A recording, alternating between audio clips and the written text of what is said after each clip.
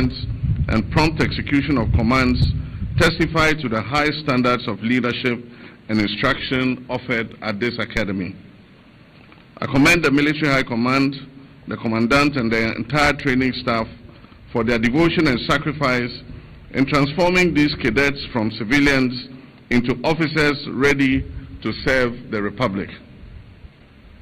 You have upheld the Academy's noble motto of service, devotion, and sacrifice. Commissioning officers in these times of limited resources underscores our resolve to maintain a capable and resilient armed forces to confront the security challenges of our time. Distinguished guests, the security environment in our sub-region remains complicated and volatile.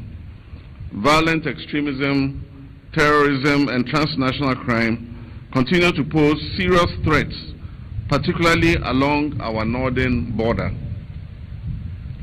Globally, the rise of non-state actors and asymmetric warfare has reshaped the nature of security challenges. These realities demand a comprehensive and coordinated national response.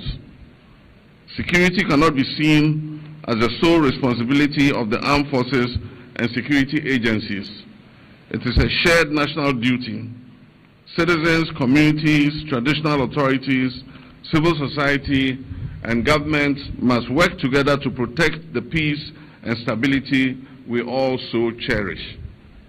I therefore urge all Ghanaians to remain vigilant and security conscious in safeguarding our nation's peace. As we celebrate our graduating cadets, we do so against the backdrop of Ghana's proud legacy in international peace support operations. Since 1960, when Ghana first participated in a UN mission in the Republic of Congo, our nation has remained steadfast in its commitment to global peace and security. Today, Ghana is among the leading troop contributing countries to the United Nations peacekeeping missions. Our men and women serve with distinction in 15 missions worldwide under the United Nations, the African Union, and the ECOWAS. From Lebanon to South Sudan and from Abyei to Somalia, Ghanaian peacekeepers continue to earn global respect for their professionalism, discipline, and respect for human dignity. I assure you that transparency, fairness, and merit will continue to guide the selection of personnel for peace support operations, ensuring that only the most qualified represent our nation abroad. Distinguished ladies and gentlemen, Ghana has also distinguished herself as a leader in gender inclusion in peacekeeping. Our female participation in formed units and staff positions significantly exceeds United Nations targets, affirming our commitment to equity and operational excellence. Exposure to conflict environments has reinforced the Ghana Armed Forces' deep respect for constitutional rule and democratic governance. In a sub-region challenged by unconstitutional changes of government, our armed forces remain firm defenders of our democracy, civilian authority, and the rule of law. To our graduating cadets, you inherit this proud tradition. Uphold it with honor, courage, and integrity. My fellow citizens, our natural resources are a sacred trust, and yet illegal mining has caused severe damage to our rivers, our forests, and our farmlands. In response, my government established the National Anti-Illegal Mining Operations Secretariat, NIMOS, and implemented a comprehensive strategy centered on strict enforcement, public education, alternative livelihoods, technology, and institutional coordination. These measures are producing results. Forests and river bodies have been declared security zones. Permanent military bases have been established, and offenders have been arrested and are being prosecuted. Rivers such as the Pra, Ankobra, and Ofin are gradually recovering. Let me be clear. Illegal mining will continue to be confronted decisively and without fear or favor. But this fight requires national unity. It is a moral, civic, and generational duty. And I call on all Ghanaians to stand together to restore and protect our land. As we celebrate today, we remain mindful of conflicts in Boko, Biniyiri, Nkwanta, and other places which have disrupted lives and livelihoods. The government has increased security presence, facilitated mediation among traditional leaders and stakeholders, also provided humanitarian assistance, and initiated long-term development interventions to address the root causes. To our soon-to-be commissioned officers, your duty extends beyond combat readiness. You are guardians of peace, justice, and national unity. Serve with courage, humility, and professionalism. At the recent Armed Forces Wasa, I addressed some difficulties this administration has inherited from the previous government regarding payments of gratuities to our retiring officers. And I indicated that government would work to resolve these challenges surrounding the CI 129. Unfortunately, some of our retirees have opted to seek legal recourse.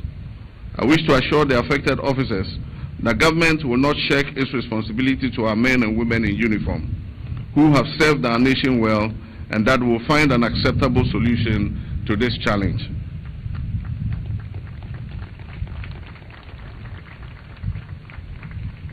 Distinguished guests, strengthening the operational readiness of the Ghana Armed Forces remains a #1 priority for my administration. We're investing in modern equipment, advanced training, and improved welfare to respond effectively to terrorism, piracy, and cross-border crime. Plans are well advanced to acquire new helicopters to enhance air mobility of our Air Force and rapid response capabilities. We'll also soon receive rotor blades to bring our MH-17 heavy lift helicopters back into service.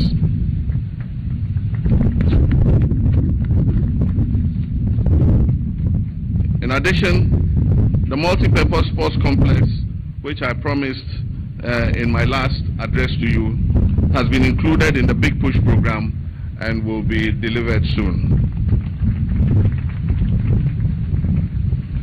At the recent Wasa, I cut the sword to mark the start of construction of 2,000 assorted housing units for the armed forces. Ladies and gentlemen, this is just the beginning of our program to provide 10,000 new housing units for our armed forces over the next 5 years.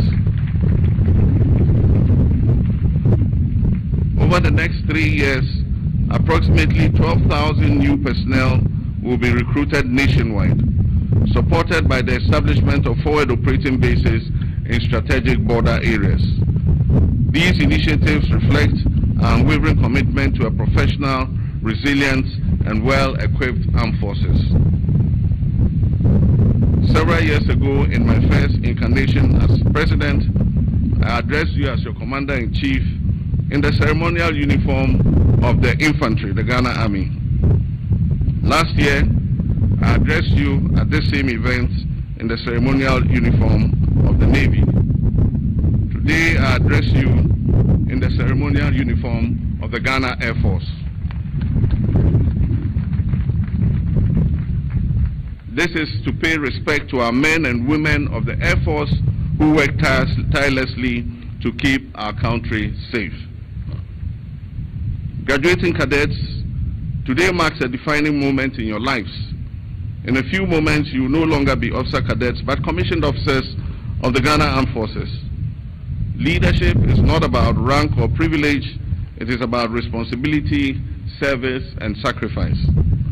I urge you to lead with integrity, uphold courage in adversity, show compassion in command, inspire loyalty amongst your men, command respect, and honor the traditions of the Ghana Armed Forces.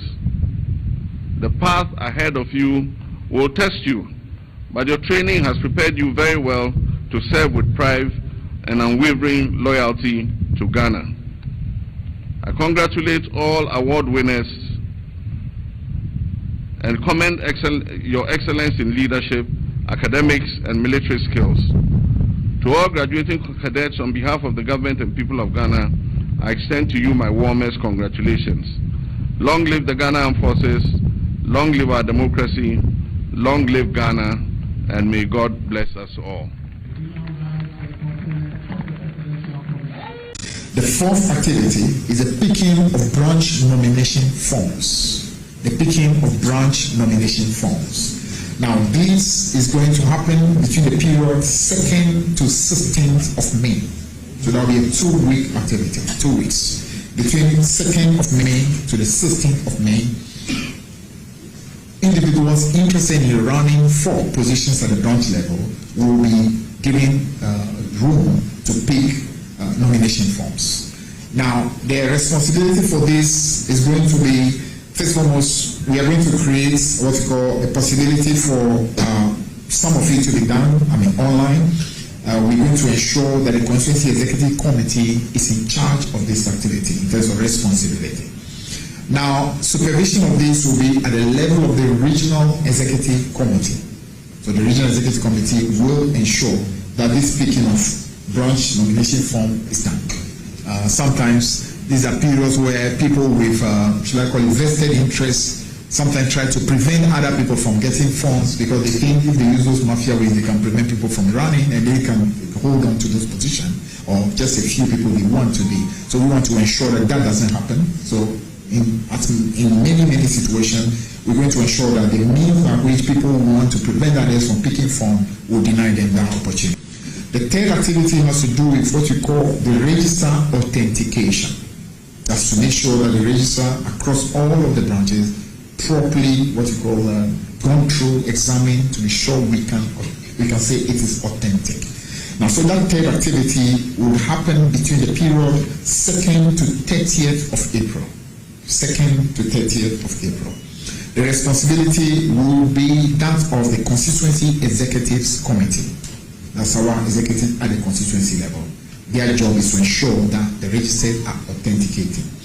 The supervision of that activity will be done by the National, Regional, and the Constituency Executive Committee. So that's to ensure. So you can see in all this, you can see supervision is happening right from the very national level because this is critical. You get this wrong, every other thing goes wrong. So national is keeping a very close eye on it. The regional executive the same, working with the Constituency Executive Committee to ensure that all these processes are being properly supervised. So registers of books are going to be returned to the branches between the period 30th of January to the 10th of February. The responsibility for this particular activity going to lie with the regional and the constituency secretariats. So they will be in charge of this very important assignment, the regional and constituency secretariats. And the supervision of this will be done by the National, Regional, and Constituency Executive Committee. So take note of the difference. The Regional and Constituency Secretariats will be in charge of the activity, that's the responsibility, to be supervised by the National, Regional, and Constituency Executive Committee. That's the first activity. Number 2, registration of new members, which will also be done together with the updates of the register. This very important activity, which has to do with registration of new members and an update of our register, the period scheduled for this is the 10th February through to the 30th of March. So 10th February to the 30th of March, the important assignment of registering new members for the party and to also update our register.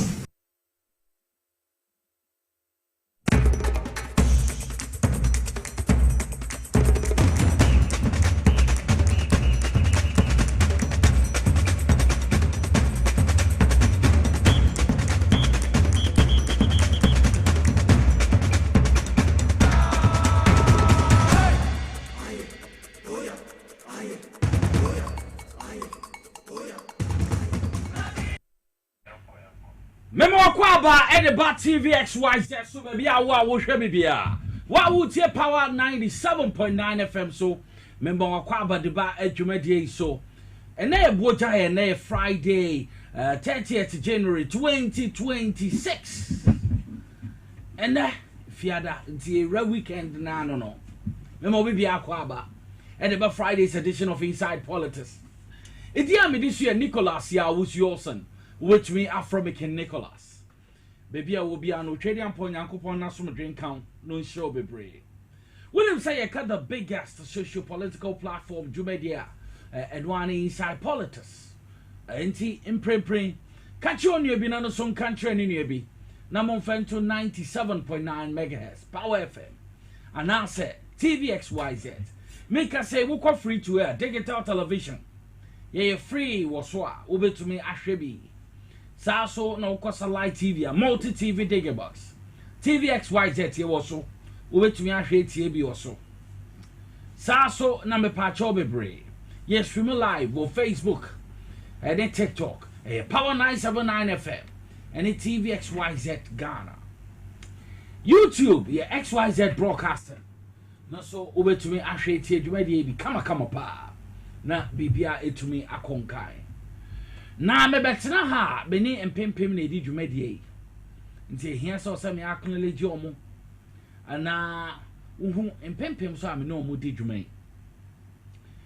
modi kan ye wo a wo hwe me na wo tie me wonni ho a ye ni ho nti mpempem na asekese nkomawo se wo mama kwan mama ba ofie wo offices meka mo bebia wo a wo tie ye hwe ye bia meda wase se wetumi amaye ho kwan me bebia wo bia wo hu yen na ote yen kaso. The executive producer for the show is Mr. Kelvin Asante. Ono no produce show we. Anti bibia did na kwemu. TV director Mr. Ralph Jampo. Saso ena Ora Peter Cranting Elder Peter. Ono so Bonechidom. Sound yebehu Mr. Emmanuel Kisi Emmanuel Fomienu na Mr. Emmanuel Nete almost no mo bo mo hombode ma sound baby a wo bia wote enka me back cameras ye wo ye nua Elvis wa ha sa so na Francis Osayana yo ono so wa ha ye so pe free night call pa ansa na Kofi the boy. As he says, Munjai Kofi the boy, no, or a man, and he do be friend Kofi the man, and I say, Mr. Frank Asante, Kofi Asante. Not just a BBA to me, I conkai. Ebiom Elizabeth Tego, or Simi Junction, Ken. When they do Junction, is also from me room. Elizabeth Tego, say, me come up, Mama Beji in Kunya, Atanaswa. Maybe someone. Na yedi inside politics jumedi edi abrewi ye kwa Power 97.9 FM abrantie bi ho ye frɛ Edem Anthony Edem Mark Anthony ono so no chinchim fidie ni mfuruma wo Power FM ho ma wote yenka enti se wutie wo north wutie wo south wutie wo east wutie wo west memo akwaba Ediba inside politics jumedi so mamenda ya affiliate radio stations are home for jumedi ye call Western Regional Sharp 106.9 FM nana beyin pencil nana dom wo ho manager Albert Dodonano ya yenim ye pa ye friend Skido se me kan no hu se ma bodin dada pa Skido omo wo Sharp FM edide bo ho a me nuanu mo wo second liter crowding na obuti jumedi Saso na yeko elemble manto mu ha eyenzema enyina sene ade nyina so omutie West End Radio meseden West End Radio media ma for me ma na akwa aba wate omunya etie dwumade bi ye free Western Region yeko half original capital sunyane mo fantem yo half original capital e goso sunyane e bono Goso, when Odru Nananom 92.5 FM. Mesede Nananom 92.5 FM. A federal media a did them will go soon and put him a year is Tiffy and it's not for North. Your question for South. When a Dunum radio or Sound Corey, and a session black community mutie a year a Dunum radio. I have origin so. You call Adrian Quanta, Charity 99.9 FM, a Fabio Ha, and Pepe Mutie or Adrian Quanta in Potem.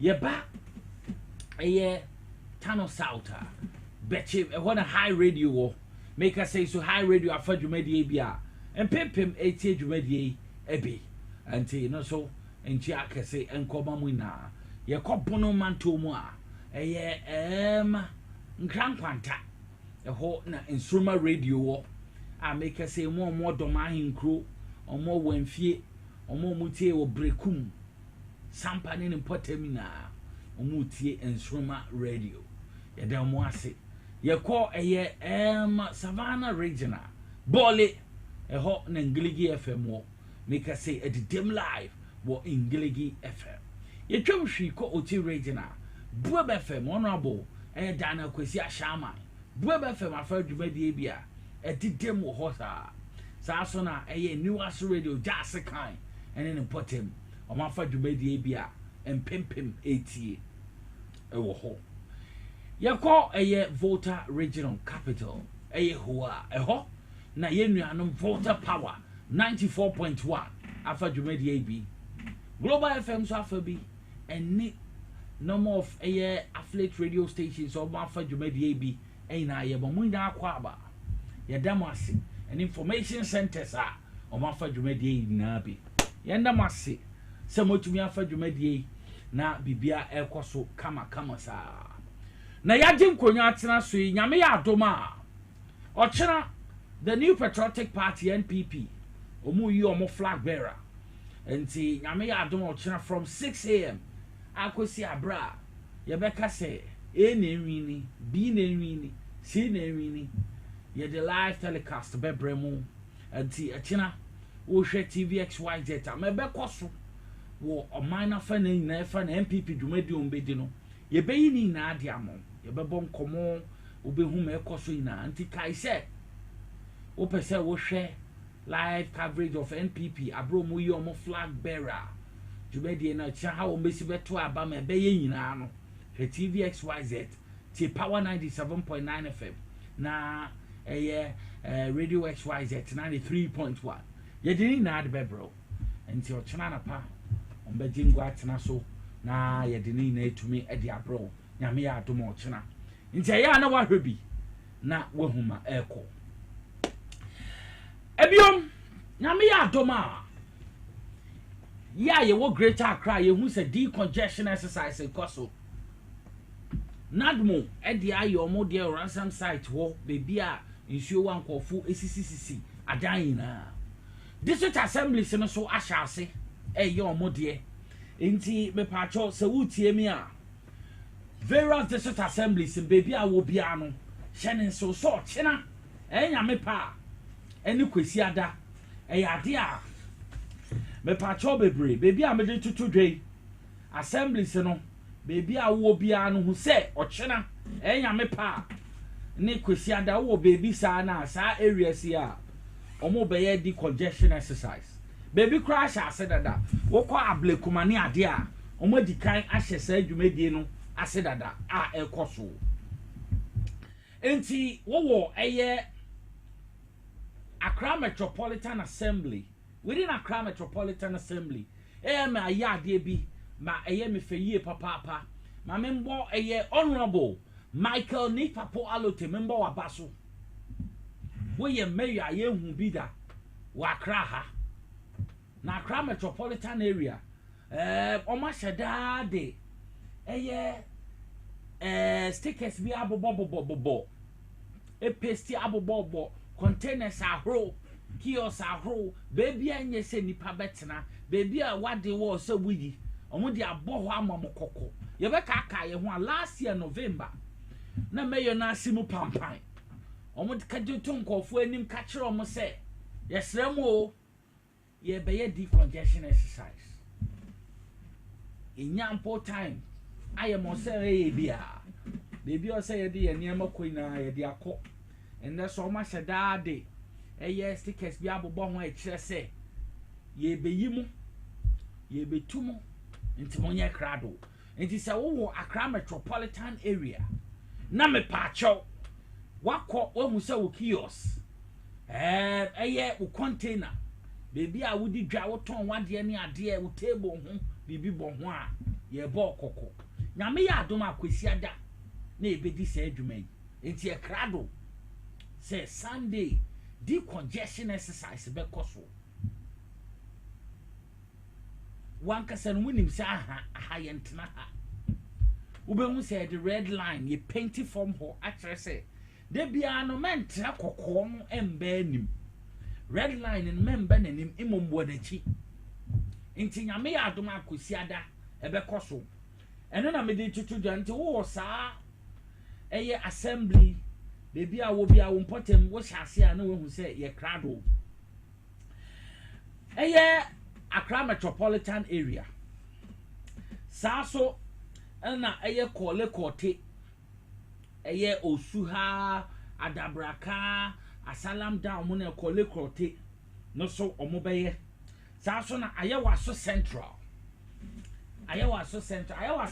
na kokobleble ni adowa na aha ayewaso central saso ablekuma central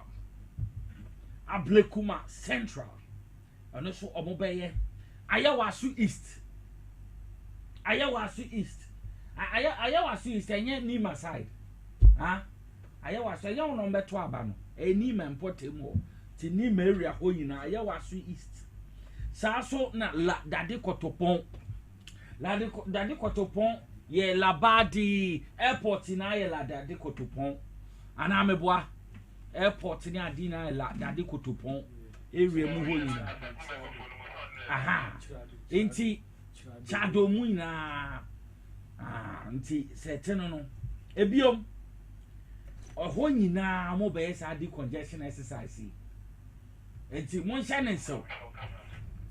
shanenso say sa dwumadi be koso eye first eye February 2026 eye Sunday ablekuma fo de o ma sha ase dada ti mesamo mon shanenso ya bom nkaye ye mpese ye beti se na ya mbo ye nka ye ka kire mu dada I said the congestion exercise ayi nadmofu ye ya bom nkaye a che dada enti obie ni kaka bia be ka se ya nka kire ye ma ye 3 days notice no ye di kan ya ka kire mu dada enti ye mpe se afi no bi be ka se wa wunim se baby a wo structure wo no wa wunim se baby a wo de wo niam asi no baby a unapproved area e de maw enti moma ye hye ne so enya afi no mo be ka se ya mbom nkae ya bom nkae aka akire mu enti moma ye hye ne so papa ahaya na me kan ye tena kan se wo call Christian Valley eye aboso gangway kofu bia from global or nam ho se omo na ebeji gangway na ye adwuma e de ntokwa bebre baaye because ade a sa shaft ye hira so de ama aboso yuta omo ye responsible cooperative mining ho ye hu se global or for the nam eye ensure dem mo chemo ne anwa aboso yuti na amapan ye nim se asem na koda mpo matututuo ma nipa wuyiendre ti asante se omo na nam swaye mu ho ese omo besi plant wo ho me did some penifo tie His Excellency John Dramani Mahama ni penifo ahoro onu abo eye Emmanuel Amakofi Boamo mu tie kofo na samba so ombe ye plant ye pa so medwen ye nim se aboso gangway ho eye shaft no mo no eye ade a youth omo ho eye cooperative mining responsible nti omo no edi se adwuma no ma kroni na edi so mfaso but China foya omso omofro omu global way omu fihin MPP time na omu ni omu di dwuma mampene so say si omu asamba enti sankofo ne de momo chense ye omu hia omu ho youth no ene na de basabasa e manipa kra toy ti global of way His Excellency John Dramani Mahama ma yate ase se ye reset Ghana na ye reset Ghana de atimemu for first sanete enti aboso gangway any Christian Valley concessions wo ho de munimani because omudi ni na ye responsible cooperative mining ma mabun no mo man mu so atibiede saa na tie ko kwa employment wo ho no eboa ye mo so ya mo yesi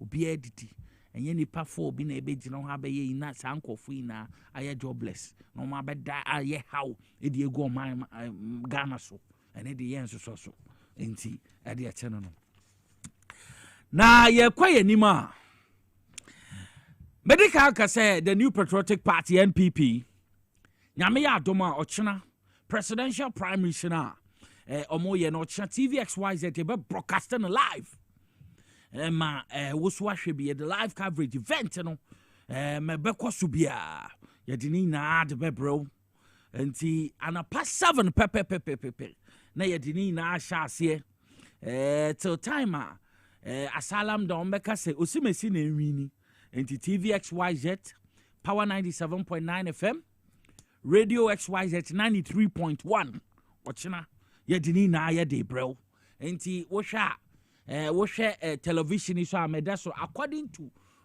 ballot paper no meda so saa na yɛkɔ no Honorable Kennedy Japan ɔhene Japan ɔno na ɔda first Dr. Brian Champon ɔda a second Dr. Alhaji Mahmoud Bawumia His Excellency ɔda third Dr. Yao Edu Osei Edutwum ɔda fourth Engineer Kobne Japan ɔda fifth anti according to mama yɛ no mepa cho bebre yɛbɛkɔ na yakɔhwɛ ne yɛtie message a efi 5 aspirant no ho ɔmo de atodwa ɛka kyɛ ɔmo delegate sɛ ɔkyena yɛ ɔkyena monto maye yɛnkɔ tie mbra. There is no, in the history of the MPP, no presidential candidate who has been brought for the first time has ever won a presidential election. You know, you look at Edu Boahin, he did not win first time. President Kufuor, he did not win first time. President Akufo-Addo, he did not win first time. And Dr. Bawumia did not win first time. But every presidential candidate who has been repeated in our presidential politics in the MPP, every presidential candidate who has been repeated has won an election for the MPP. And so Kufuor was repeated, he brought us power. Nana Akufo-Addo was repeated, he brought us power. So I'm telling the delegates to repeat Dr. Bawumia so that by the grace of God, I will bring us power in 2028. The campaign devoid of insults, I will be your unifier. I'm the one who can unify the party. But when you elect me, nobody's going to say because of what he said and how he insulted my leader, the person that I loved and voted for, I'm not going to follow him. So that is something good that I will assure you that we'll have a unified party going into the 2028 election. The idea that close to about 40% of the people are working, are not working, or some who are working are still poor, I think it's something that should concern us, and we need to do everything possible to eradicate poverty.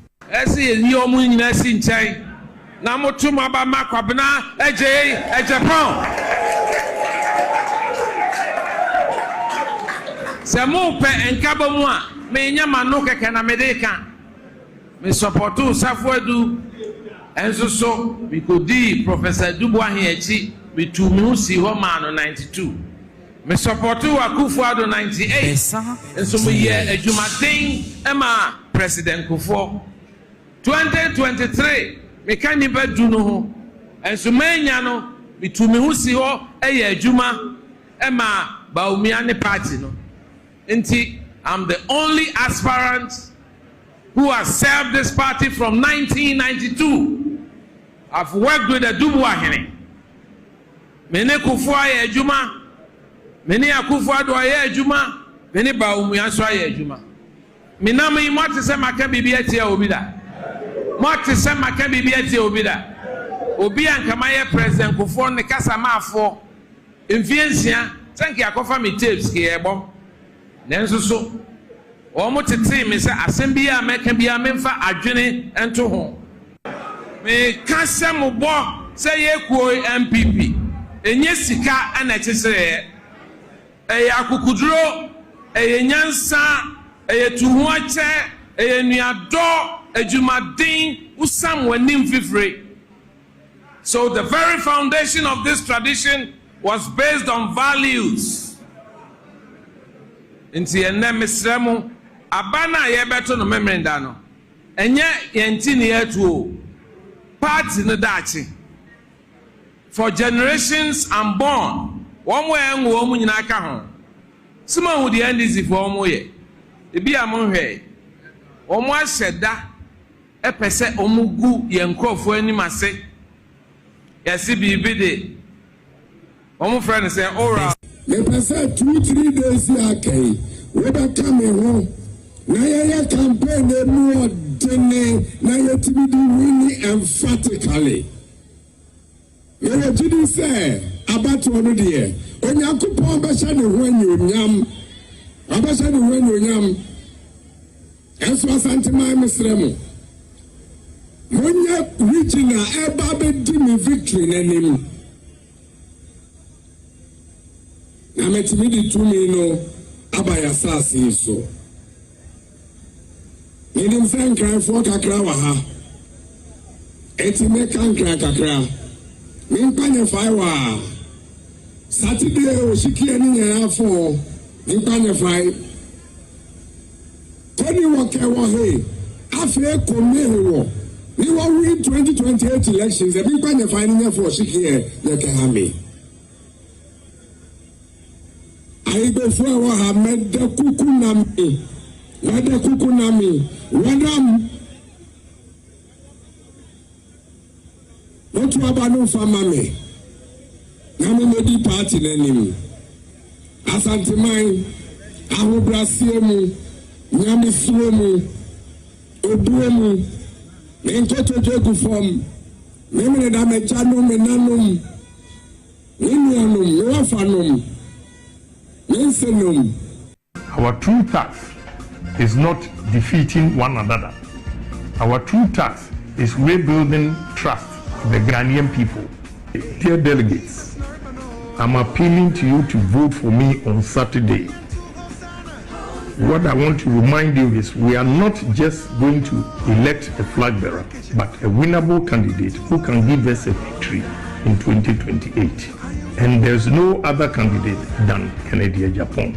So victory will be ours in 2028 if you decide on Kennedy Agyapong on Saturday. A candidate that is trusted, inspires hope, accepted, and capable of winning the MPP power in 2028. And I can Ohene Agyapong, number 1, on the ballot remains.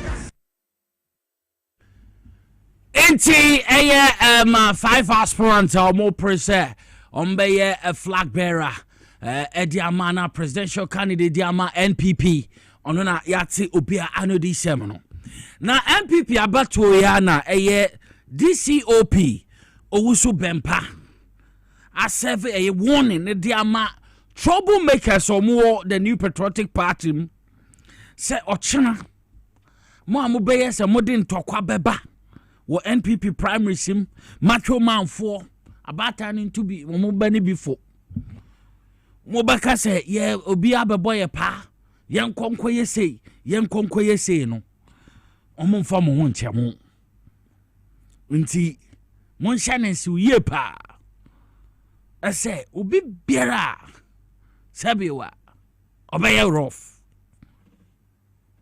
sabi obejimi no ho we Jimmy a police from Betcher so we Jimmy Sino. So also ye metra metri pe baby fa. Police from media grow ho. Nti omumfento obi bia anim ye tanso abon kae obi be bo pass akoye se a pe baby tena. Na police fo nani abre ehwe bedo se unima. Yankwe na yankwe video abra DCOP owusu bempa ede won in dia mo bibia why na dwen say tra okay troubles for MPP Jumedi Nasi. We go and make sure that people who are coming to vote are protected. Media is protected. Police ourselves we are protected. Electoral officers are protected. Electoral material protected. Everybody comes around, vote and go home freely. If you want to stay and observe, you can stand at a distance. If you are a macho man, go to the gym and go and lift weight. The election is not for macho people. When we are organizing maize, they say what Mr. Mangana We invite them. All of us go and observe. It's the day for macho men. Tomorrow is not a day for macho men. So if you come and you misbehave, you'll be arrested, and as the IGP has retreated, that when one of you is arrested, don't call me the IGP. But when you call, you have no succor from me. Same vein, when you call me, I may pick. But when I pick and it's about somebody who has misbehaved, I will respectfully tell you that fine, the person has misbehaved, all offenses are bailable, but let's keep this person in custody. We allow him to rest. We are not incarcerating, we are allowing him to rest, to take a rest. So after the exercise, when we see that, we look into his eyes and we see that he is sober, we either decide to keep him to the next day, or allow him to go and decide the next course of action. So those who are going for the polls, they are not fighting. The one who is down there, you want to go and create problem, they don't know you. So when you are incarcerated, they will not come. In fact, they don't know you exist. So do you fear them? Now, sure, we'll see. Thank you very much. How many personnel are you deploying? Personnel, we have 1,434. 1,434. And each constituency, we have 11. We have 125. We also have 4 standby teams, then 2 standby teams for each constituency. They also have 100 men on standby. Headquarters has also brought us some CIT to support us. So we are fully prepared. We are fully prepared everywhere. We have backup. So we have no hesitation at all that we will succeed. And we don't anticipate anybody coming to cause problem. But if you have an intention of coming to cause problem, please don't come at all. Wherever you come, we'll deal with you. That one, take it from me. It's a promise. We'll deal with you ruthlessly, and nothing will stop us. Enti DCOP Owusu Bempa na yete nenkano na echina the New Patriotic Party omo kwoto abani na ne 211,849 211,849 na omo kwoto aba ye ba Greater Accra regional breakdown no Greater Accra 40,175 wo hwe register na 18.96%. wo call Ashanti region 36,626 17.29%. Eastern region 21,843 on 10.31%. Central region 18,718 8.84%. Western region 14,132 6.67%. Volta region 12,589 5.94%. Northern region 12,206 5.76%. Upper East region 8,588 4.05%. Bono region 7,871 3.72%. Bono East 7,840 3.70%. Upper West region 6,876 the donor ebekwa kwato ye the percentage wise na 3.25%. Western North 6,426 representing 3.06%. OT region 5,495 representing 2.59%. Ahafo 4,338 representing 2.05%. Savannah 4,155 representing 1.96%. Northeast 3,680 54, represented 1.72%. So na diaspora 824, representing 0.39%. Headquarters 153, representing 0.07%. And the ground total ni nano 211,849. Nipa we na chana omokoto aba wo the New Patriotic Party. About omo today you omo flag bearer na say. Na ye nima NDC internal organization yesterday party secretary Honorable Fifi Fiavikwete ade outline guidelines timetable for all level of elections ebekoso wo party no abroad to say government appointee bia who seek to contest a party or person or your officer or party no you have to resign 6 months to the elections answer which me a contested yankwe na yankwotie abra ndra a course wo party headquarters na yankwotie adwumadi no ready a yebeyi kasamfoyin no ma woso wahwe yakwe nima His Excellency John Dramani Mahama renew the pledge to fight galamsey and also enya dia ye papa without fear or favor anti wakacha Ghana foyina say yens jina nechi ne yentume mwa yen restore protect yasasi yenkwoche His Excellency John Dramani Mahama abra and the Ghana Military Academy graduation or this asemi tuja. Forests and river bodies have been declared security zones. Permanent military bases have been established, and offenders have been arrested and are being prosecuted.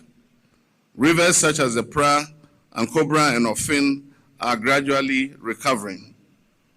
Let me be clear. Illegal mining will continue to be confronted decisively and without fear or favor. But this fight requires national unity. It is a moral, civic, and generational duty. And I call on all Ghanaians to stand together to restore and protect our land. His Excellency John Dramani Mahama. Now, you're saying in Cabra and the Ghana Military Academy graduation course, so no. Ana yate ho ensensem na me pacho bebre odi sansemi na atodwa ewie no me gidi se me ne wo wonsom nipa na me pacho eko tie yina no ye beso maboa na His Excellency John Dramani Mahama ne niswade ho no etumi aba ye yina me ne ye gitum asa Ghana yetumi afa ye ntoma pefra ma eniema ekoso enti ye yina ye nsom na ye mmoa na bibia entumi konkan say sia water bodies ne need Tano River Pro ni na no hu say enene ete nkakrakra we che say ye ba adwuma na imo fo no so ya ade but omu na adwuma no be sipine sita me so me ne wo ye betumi aboa ma bibia etumi akonkan me di kankan say endra press conference because so NDC secretary, general secretary, Ura Fifi Fiavikwete or the Tudra, tre afi, abatu bekoso party no mo, and she share a dao. Yankwe, na yankwetie embra. The fourth activity is the picking of branch nomination forms. The picking of branch nomination forms. Now, this is going to happen between the period 2nd to 16th of May. So that will be a 2-week activity, 2 weeks. Between 2nd of May to the 16th of May, individuals interested in running for positions at the branch level will be given room to pick nomination forms. Now, their responsibility for this is going to be, first and foremost, we are going to create what we call a possibility for some of it to be done, online. We're going to ensure that the Constituency Executive Committee is in charge of this activity in terms of responsibility. Now, supervision of this will be at the level of the Regional Executive Committee. So the Regional Executive Committee will ensure that this picking of branch nomination form is done. Sometimes these are periods where people with, should I call it, vested interest sometimes try to prevent other people from getting funds because they think if they use those mafia ways, they can prevent people from running and they can hold on to those positions or just a few people they want to be. So we want to ensure that that doesn't happen. So in many, many situations, we're going to ensure that the means by which people who want to prevent others from picking funds will deny them that opportunity. The third activity has to do with what we call the register authentication. That's to make sure that the register across all of the branches properly, what we call gone through, examined to be sure we can say it is authentic. Now, so that third activity will happen between the period 2nd to 30th of April. 2nd to 30th of April. The responsibility will be that of the Constituency Executives Committee. That's our executive at the constituency level. Their job is to ensure that the registers are authenticated. The supervision of that activity will be done by the National, Regional, and the Constituency Executive Committee.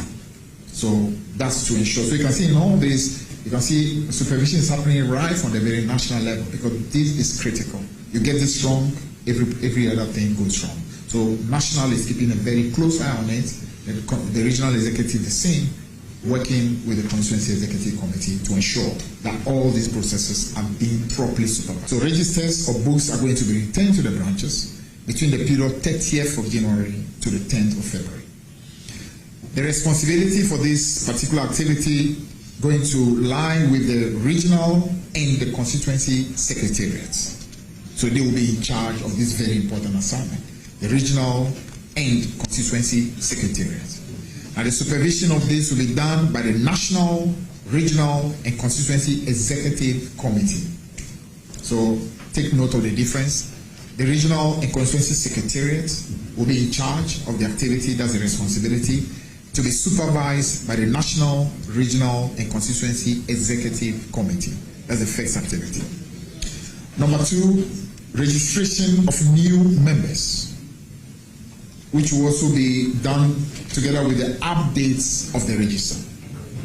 This very important activity, which has to do with registration of new members and an update of our register, the period scheduled for this is the 10th February through to the 30th of March. So 10th February to the 30th of March, the important assignment of registering new members for the party and to also update our register. Inti the General Secretary the Margaret NDC Amayeku Ora Fifi Avikote onana ode kwanya party ne befa so nhihye da ho wabatu obi ebekoso wo party ne mu no eno no de atudwa no ti outline guidelines ni na de atudwa bibia betumi akoso kama mamemfa ntia kese emfema former chief fire officer Dr. Albert Brown-Gazy, Dr. Albert Brown-Gazy, former chief fire officer. Papa Michiao, wo Mrs. wo Kenny, wo wife. Mami papa bi. Nyame adoma echa ye mami awoda. Enti me mano happy birthday in advance. Mommy, mama happy birthday in advance. Enti ye bebe fie.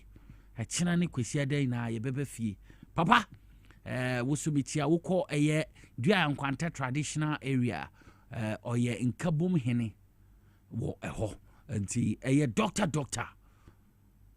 Albert Brown-Gazy bichichi opa ene mommy papa bi wife Mrs. Ye mo eye happy birthday in advance ma ye bebe fi abe wish you ye pa tinchi akese enkoma saso na maminchia Madam Daniela Mausi Sapon. Madam Daniela Mausi Sapon. Ono no the current chief fire officer. Momi ye cheche o papa. Incha kese enkoma wo bo adwuma. Wone umba fire service adwuma ko ni na adwuma na mobo. Monko so mbo adwuma. Tincha kese enkoma mu yie pa. Momi bebia wo bia Madam Daniela Mausi Sapon. I am cheche opa. Meminchia Lydia double. Lydia double. Mpomo te say oba permitiao o kan kwe central women organizer Lydia double Udi u birthday woman nipa bebre circle timinam circle no be a kan wasem was Lydia double mami one fan chefie wo be chen nuane ahoro mankofo ni mo brawa njanka ni ade ni omudi birthday no wakoma so ebisade na okan no so me bompa se nya membrem na che se obotom nyedu nhira ne mbra bebre na Ghana fa na nyina o birthday bi edura woni nkofo ahye wokọ Okankwe Central madami na oye women organizer ho Lydia Angel double baby a wo bia ntia kesen komo big up obapa nyamema wakuma so ebisi ademro na national be de papa Lydia double says ya the national code no AK national Lydia double baby a wo bia me chechi opapa umfa show in the agro tintia kesen komo me tia Okankwe Central fo ina te me Okankwe South na mo Central nti yeni anoma nti Lydia double wo san ye me women organizer me Okankwe South nti wo Central nti ya yeni anoma me tia Lydia double me do Okankwe South dia me tia me MP papa Honorable Ernest Aduma Kokion Brahma feel na what to saying bibi aboko de me nchechi papa Okankwe South fo nyina me didi say mo hoye mintia the mayor of Accra Honorable Michael Nipapo Alote ono so ono na oye Okankwe is a South this year ono so Okankwe South ho na mayor of Accra owo ha nti de teno no Chairman Yusuf papa also mamintia o me chairman no Okankwe South Chairman Yusuf mamintia mpomu te saying yes me chechi papa ne Okankwe South fo nyina constituency no maminchechi amo baby adri mamemfre Victory na onfa enkomo enfembre Victory na nsebam de betu dwei na wafa hoka Victory garlic mixture yentie enkomo ne semanum ye ba enkomo ho pa enua Victory garlic mixture na wati ni dinatiate ni se na edro ni tie na no pasem ne se edro wi adwuma ye titru pa ne se ebeboa ananna ne srade e wo ni padua ni mumtin mu ama ohu atowkura ye dika obabi wo ho a okomfikiri a ema edro awunya ye Victory garlic mixture ebi kura ho obekọ a ewie wo ansa na ba ye Victory e na wunya Victory no ma na busumi biara ubenya ofikiri akwa empa ho kura eno de achi a obi wo ho a ne ti ne ka adwa no obi wo ho ye adwuma kakra bia no abre na nakuma bɔ ne periperi ni nyina ye mogya entimi mfa akoma nu nkwa adwen mu eno ne kofa saa de ne ba odofo mesrew so wo ho na wonsem ta adwew ebia wonsa no sei ana wonamro mu na esifom no kura ewew ana ayetofo se de edi fom ato mpaboa mu a eye Victory e na me kan fama wo onum Victory asa no ma ye bobɔ so nyina no ebegyae de oto ho anadwo a wantini na wohia Victory emframa nyankopon de ama yense ye hunni wo de wo home a na wo tie so obra eye Victory ene betimi aboa wo ye wo bi wo so a wo ho ana ne yema hye no a obi a na ne ka obi a nya ne hwe obi wo so na koma bɔ ne periperi ni nyina mogya ne ntimi ne afusa ne ye wo ni padua no edura awunya ye Victory garlic mixture de watwa bra ya bia ya na se kokodue ne nam no ye ne basa eye Victory ena me kan fo wunya Victory bi no a ebeboa wo se doctor de wato aduro so sani a ubetimi anom Victory na ka waduro wonnaa ne se waduro no na abenu ma meat abiasa no anom we so na abenu ma no anom Victory no so achi meat abiasa wo ye ne sa bibia abade kama ma se wona se tata wo ye agya ho adwuma mesraw adura me kan fo ma wa ye Victory garlic mixture mesraw ni ka ne bia danse a ye pese ye fa o ma danse na tie na se wo so koto a benya sa danse kro no a ntwe mi nyini mi mpedwa mi ntumi ni di mi yare so mene ko be 12 years di man nu ndro kan mojeduru 5 minutes de trim matutu ana se na meti TV ntumi na mehwe ne mu se moto ndro bi esi Victory herba Victory garlic mixture ne mi mtoduru sa ba moduru no asa moduru no eye papa ntumi ni di o mi din sa no me di Afi me no se didi ya na afi nsa na afi me no ntumi didi bi afi me di ma edubone sa bi semi eno so no ntumi didi eno so me be mu sa afi de eno so be du bi no ntumi didi bi afi me hu de me nya me am ti edo no kan wo TV so a na me kutu bi me no edo no anopa eni awiane anwumre no ande no si afi nyampara me no adibia ntumi didi me si afi na tola ta me ko ye black masa modro no die edoni na nyame nhira mo aje me pa me problem ye menstrual pains nda ne kakra me so me nya me menses no bosom ni ma me bre pa me brankasa me timi to tondro no na ne se man ti se yesi ye bidro ha na makoto ba bia me we me timi fa ka ekọ obi kuro so ekoto bidro me timi no bi tese na victory ni dey in fact I don't know minim die wo mu de me ko tobi me tie advert no TV so sada na me so anwunwe na me ko toye na dana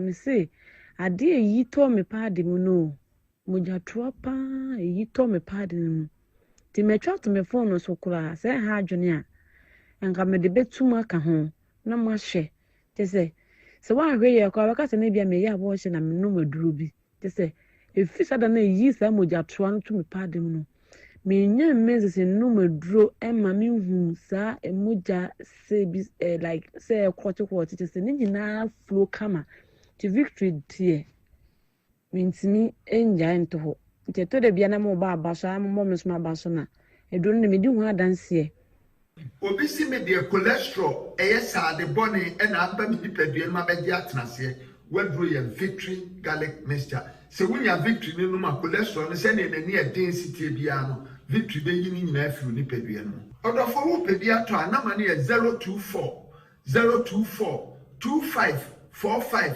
633 024 25 45 633 ana 020 129 3280 020 129 3280 eya victory kunimdi ampa ye be kwa kwaja aboafo enkrato ba ku mienu miensa ye ba twede ne inside politics Friday boja me ba sisia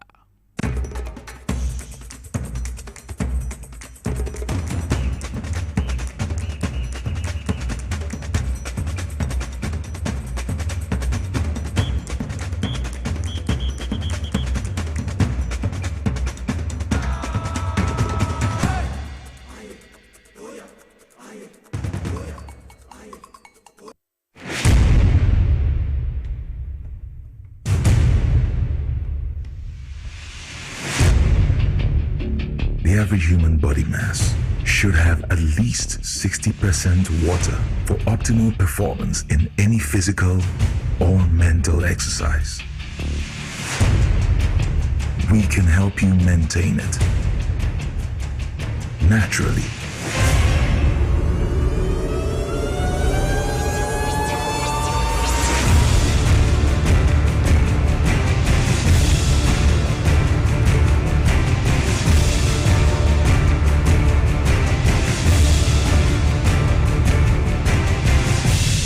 X Natural Mineral Water. Simply natural. For bulk purchase, call 0596 273 546 or 0596 273 547. This advert is FDA approved.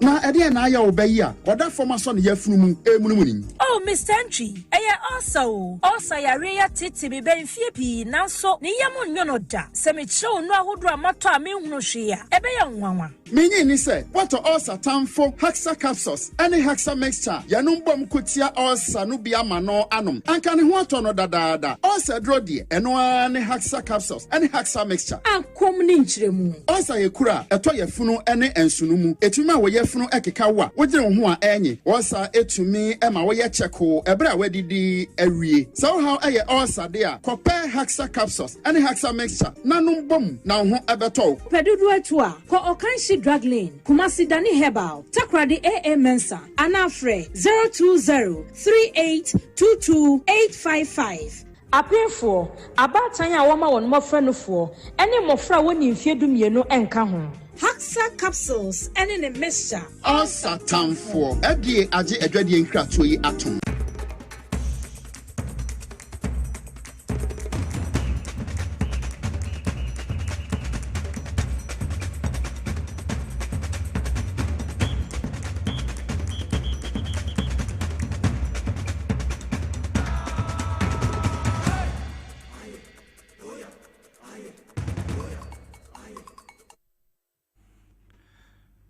Okay, Mesamo Aquaba beyond the Bat TVXYZ so. I told you median so I ever call any Dr. Agbezo Ekodi Enkomo Bema Yembre Wumpim or by infections are how Bema infections are how and they are Rahuni now Dr. Agbezo born homebody yepa. Minimo Gabi Nipa Kakra Omfsi Aswa ye to me a director Mama Dr. Agbezo Hono a brad draining so.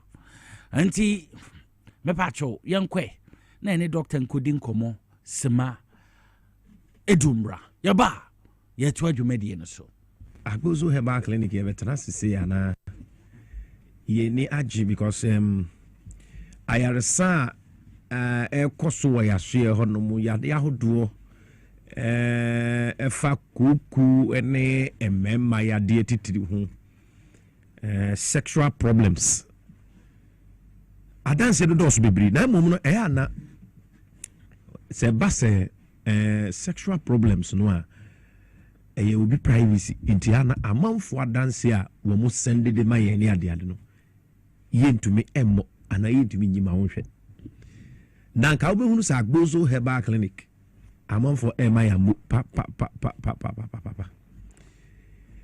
obi afra o se doctor memo amu Agbezo memo amu nature say nyankopo adum ye adwuma yi papa enti Agbezo mu saa na nkrofo efre ena wo mu boy abaso ma ne titiri obi wonu ma say Agbezo mikunu efiri so ba mo nchen mo ma ne treatment mo ma ne dru benum ye no ensenchire ne nso nkura me oba ne mehu wo mikunu hu no anu odine enti me mamu amu no mo adai ase enu nti ne yatu yam sa fro sa Agbezo Herbal Clinic se uyire oye be ma na wo hwe me na uyire nya na wase edu anopa no aba won chose me kunu me do wase me mo amu a ene na de ohia ne se betu anamo aba Agbezo Herbal Clinic tie ni ye na wa ba ne ya mo wadru no wanom o mema sem no a entumi nyina so o sexual life ati apansam asai uye hu hwia enye yi de bia ya meka se be ma biara umema semnye no psychologically how to you papa it be how to obi an mema sem enye adwuma no enya psychological effect also ebi ni depression utimi depress what you say obi say anxieties any tiredness be mountain yes sex uta brebebre uye adwuma kakra no abre sexual life nya sa ena eyewo ena mema no a mountain yes sex no mo jai se mo de ebia oni wire jai fie pi ni waja to hon mo no mo no a sebi waja to ono oba nya hwi no testosterone no dry in the system ema obe man ewu enti be ma bia won tanye sex bia no be mata ewu enti se obe man ewu na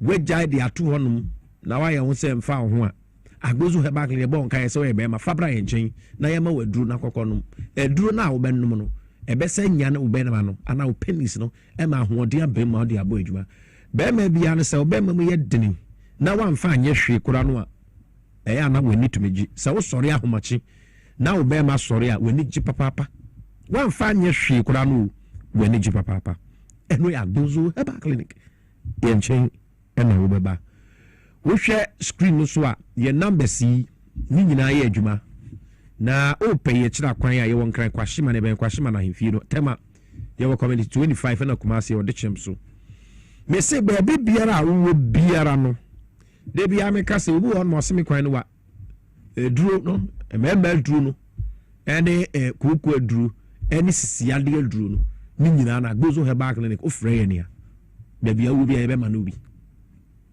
yes emema aduru no de be ma obema mu aye dini no ene usisi kuku aduru nyina ofre ye nia baby obi ye be ma no bi it delivery the whole Ghana baby awu bia no de frɛ ye na ne nkasa ye be kyerɛ de ye be ye de be ma ne car o de be bro kama enti wo nkra ha no a ye numbers ne 0241 sign WhatsApp ubefre na sign WhatsApp 0241 am fa numbers ni nyinara e bia na network problem mu fa 3 numbers no ni nyina ye me branch enti say ofre we na nkwa afre be ko 0241 75 0282 0241 75 0282 ene ya akra akwashima number no ena Kumasi Dicham so Old Insurance Junction baby obi a Kumasi ofre your branch no honma delivery no baby obi a member do no sabeka bi 0553 41 7752 0553 41 7752 eni Kumasi number no ena tema 0557 40 2696 0557 40 2696 it is oye bema na ohunya dia me pa cho me Agbozo Herbal ana Dr. Agbozo me to me dey say bema when bema na sexually become strong me na juma no entil fa bre me ada juma na aka ne de papa baby fa na mum se o me masem nyanko ade a fa bre me Dr. Agbozo sexual problems o me solve ya ma ana mo mo problems bi to say kuku mamenka kuku asem nkyerɛ kuku ya ade bi a se ugya no na ebedi hini wo mu a etimi se wiye papa eno na ebi wo no ma eba na ugya wo na ya na gimoja nketinketi bi mu na ede beba ugya wo na ya na opepa to na se bi hu moja ena kokokuru ya no obi wa wiye mu etim na nsa na unya wo nan ena nan na wahwe no ntumi nya wo nan e ma se bi pampan kuraba uyem ena ukasa kra ma pampan etumi bem enti se obi a wo severe constipation party me you a sebi impreduasa uyim enna onye free constipations eta how obefra me yekuku aduru ba so ba bia obi e de mano na no mo a se constipation it is a den ibejai enna okọ ugya onan na okọkọ pie a ye friend hemorrhoid eno so ofra na ba bia obi e duru no sakamia me pa cho ukuku ni setisen ni nyina no ebesa mo ti hemorrhoid no e manu aduru na ebesa kana kwa akoshim na wanya fa hodie enti bra clinic honum na open treatment ankasa opese fa fidie enhwe mu a ni nyina ne se obetu anamo abaye clinic honum me se numbers na eguso ne Accra number de dika no de tosum yenu Kumasi de tosum yensa e wo screen so no Tema community 25 na mo ultim wo radio no so dia Power FM a obefrɛ me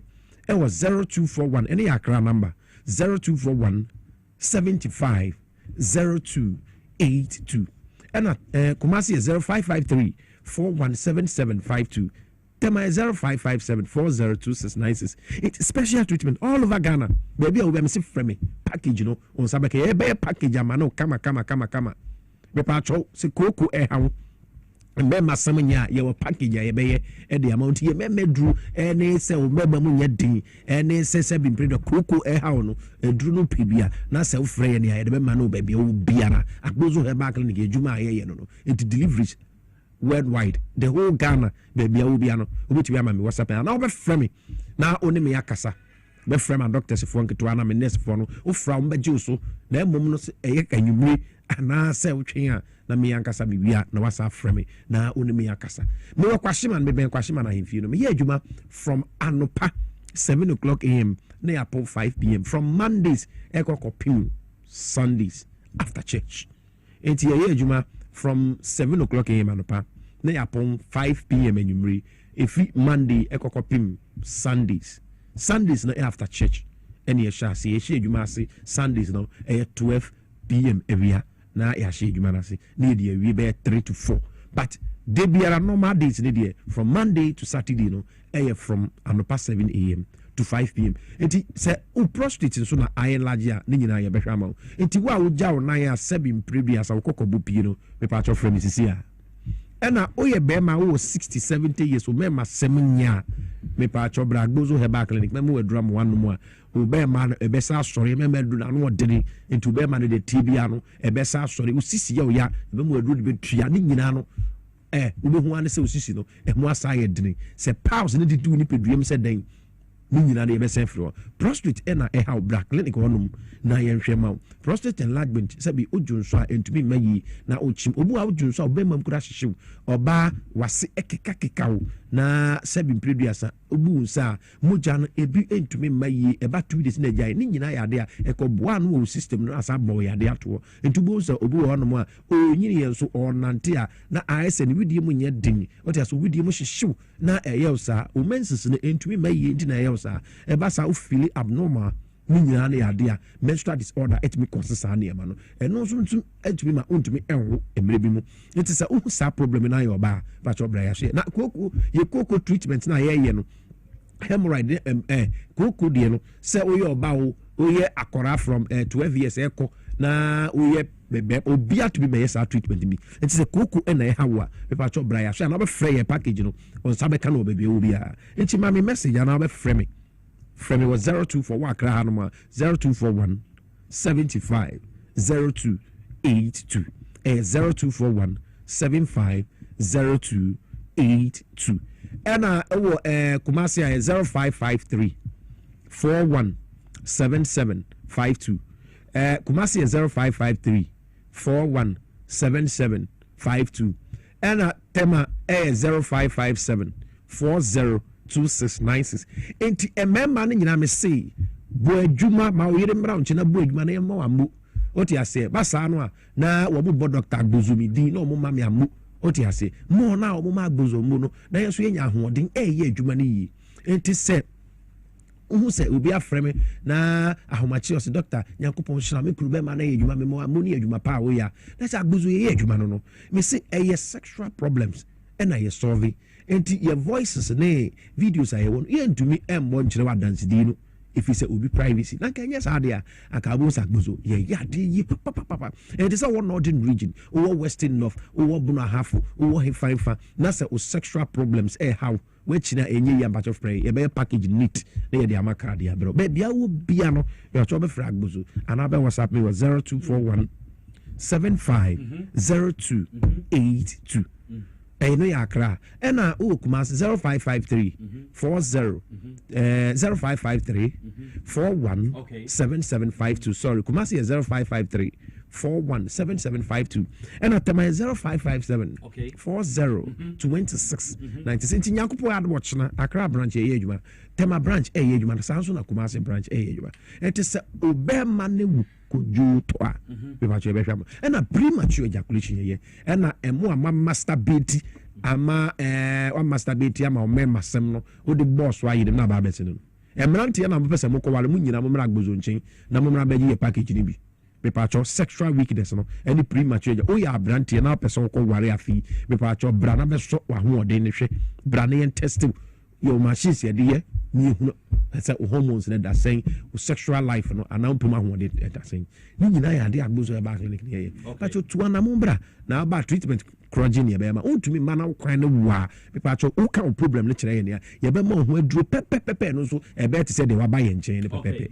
it will need problem it be the numbers no to dwa SI WhatsApp we bet me aframe 0241 75 0282 ena Kumasi fo no ye wodi chem so old insurance junction ye wo enkran yo kwashima na kwashima na himfie no ena tema community 25 Savannah junction Kumasi di chem so mon friend 0553 417752 ena tema 0557 402696 ena enkran 0241 750282 ye ben kwashima na himfie de bia ye adwuma me da asesa hwem team same time next week.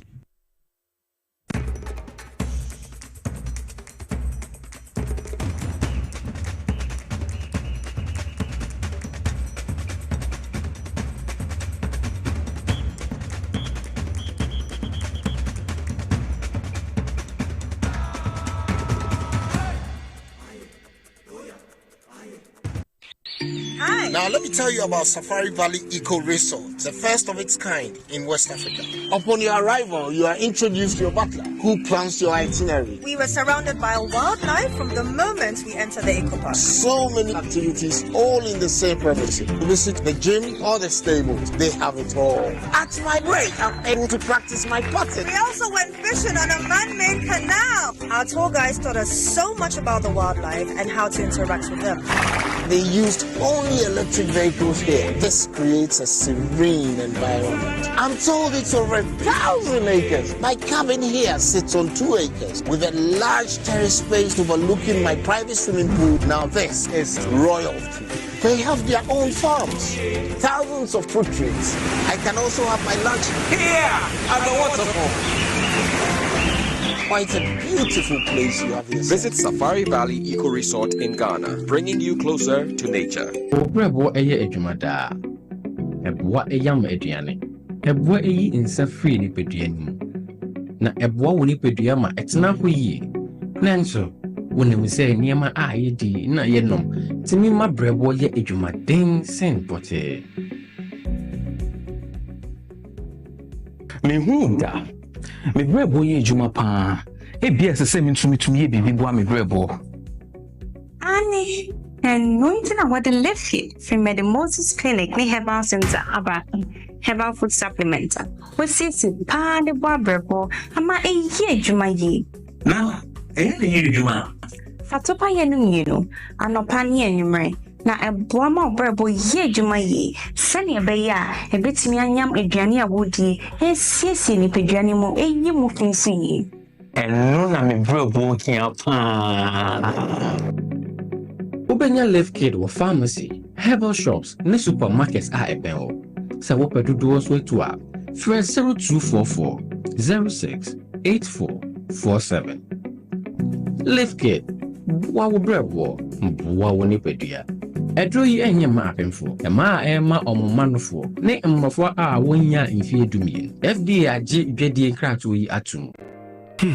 If okra na menyisika, edia ye mefui. Ehin fa na menya bosia, edia tre medwuma yi mu. Kai kra mabre, mi ye bosia ato taxi fufu. Suhum Rural Bank. Suhum Rural Bank.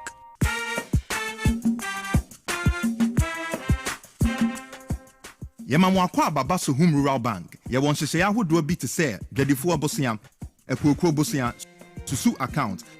And it does all savings account. Me bada chain savings account.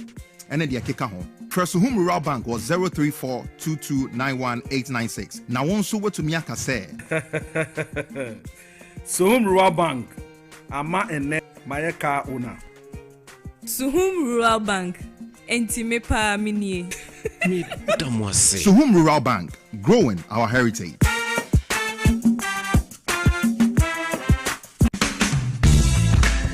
The serene environment fits into the goal of the school, which is simply to provide excellent educational foundation for your ward's development before they commence primary education. At first glance, clearly you will see why the school is called Hebron Hills International School, as the building stands tall overlooking town. With a Montessori style, we have experienced and dedicated staff and trained teachers. Our small sizes classrooms are meant to enhance teacher-focused approach where children get one-on-one attention from the teacher. Hello there. We are open at 7:30 a.m. and school closes at 2:30 p.m. After school care is from 4 p.m. to 6 p.m., while early drop-off can be arranged at 6 a.m. Hebron Hills International School is located at Midye off the Nsawam Road. Locate us with GP postcode GW0688 GA West and GPS code 06884870. You can contact the school and make further inquiries on 050-876-2375 or call the office directly on 0302-918768. Email us at hebronhills.school@gmail.com. Hebron Hills International School. Excel and shine.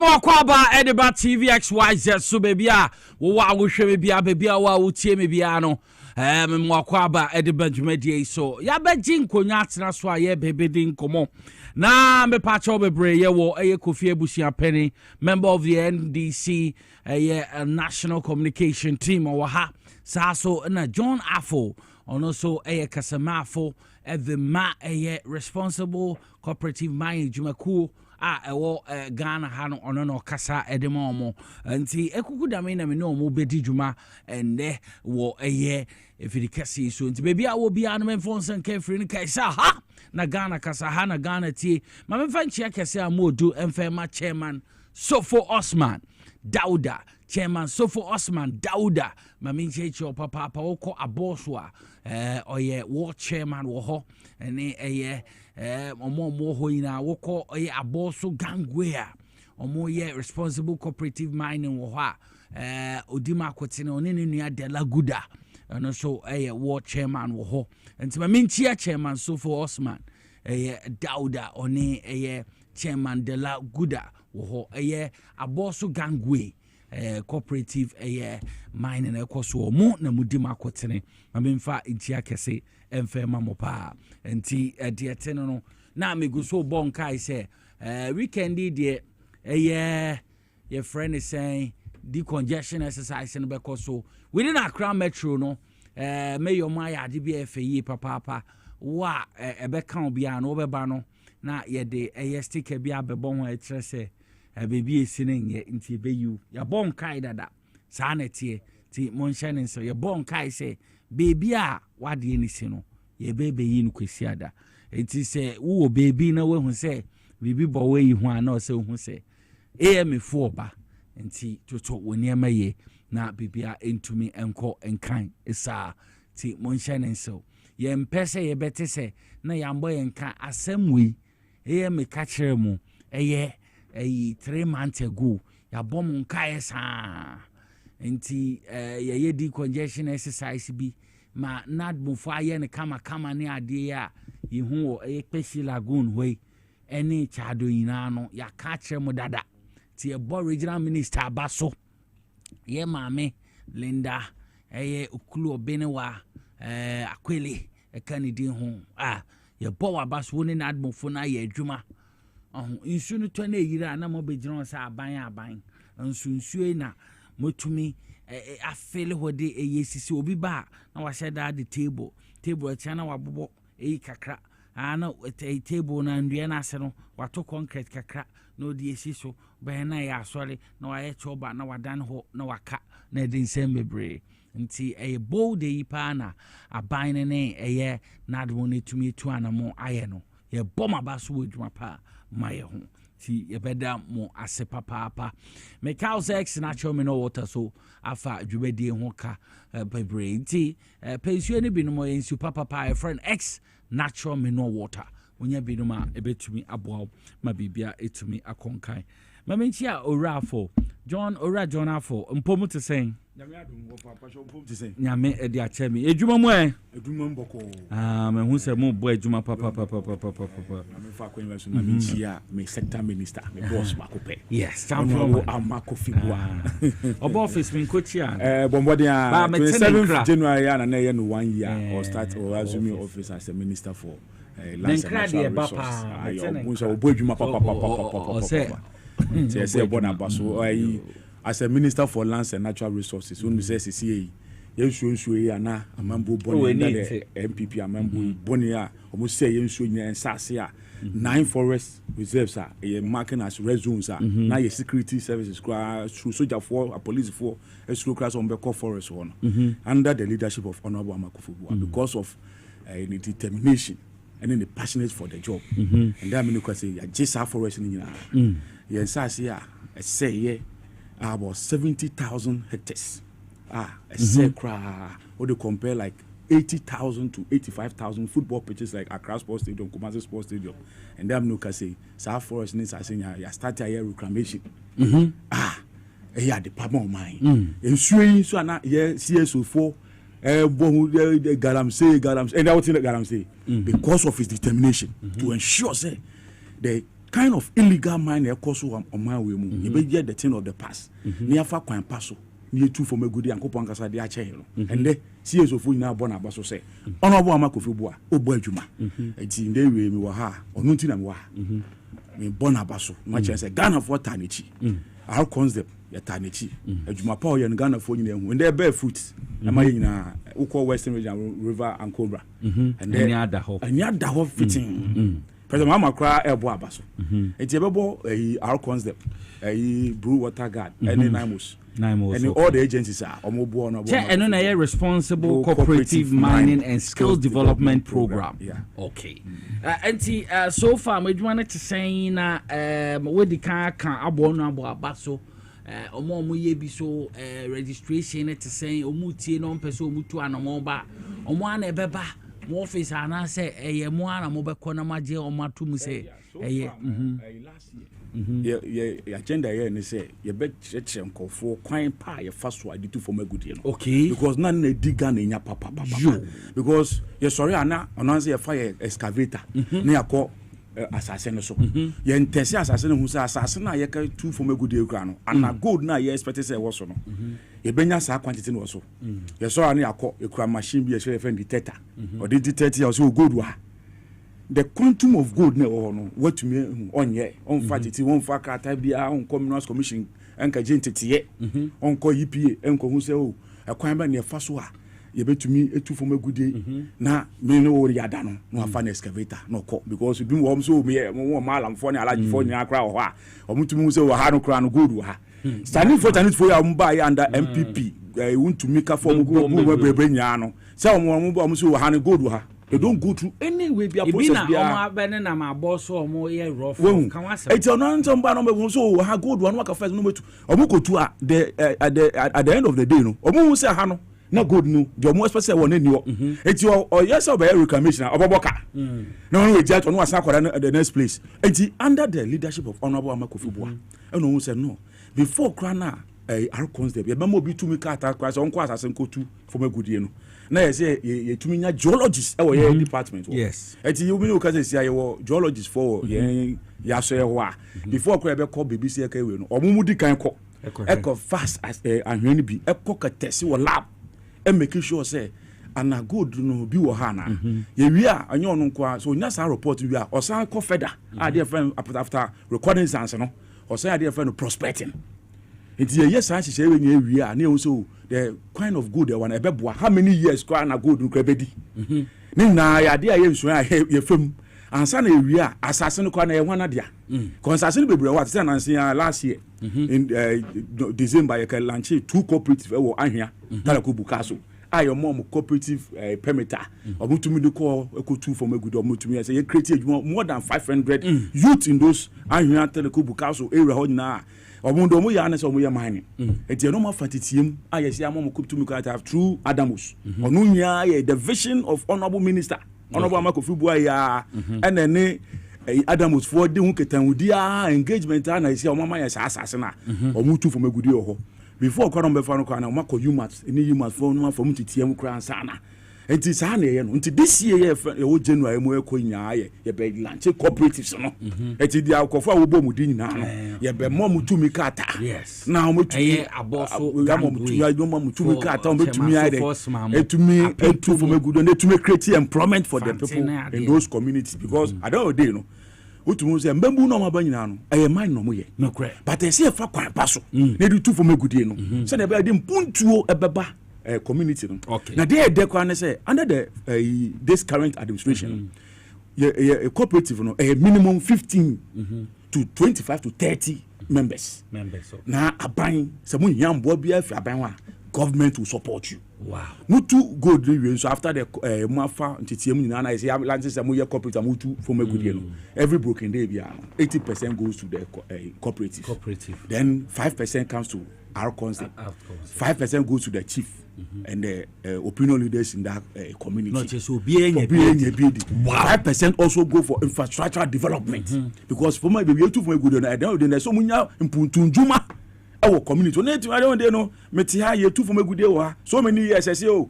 don't kwan cry for so crying ya hospital kwa ni hospital papa bi a ya won nurse papa bi a na say doctor papa bi wa say obi hu dodo ne kwa na anka obekọ na bi a first aid ni etumi say oh ye betumi ahwe no before e dey be transfer kwa bi a yi kolebu ana say bi a hospital kase ben ho na say nke nya first aid ye ni hospital bi a ho enso pokwa ya no kwa ya problem okay but what you say enti we nyina no yeah idea sa development we this 5% edu to for that developmental project work community na aban 5% aka so aban through the ministry the lands and natural resources yenya another member from the community yenya another member from our concept another member from the security CSOs no mo so from the community that 5% so no to oma reclamation of those lands so na be ya obetu fomagude ni wiena so kwa ebi wa na omun kata so nti sa 5% na da no be make sure say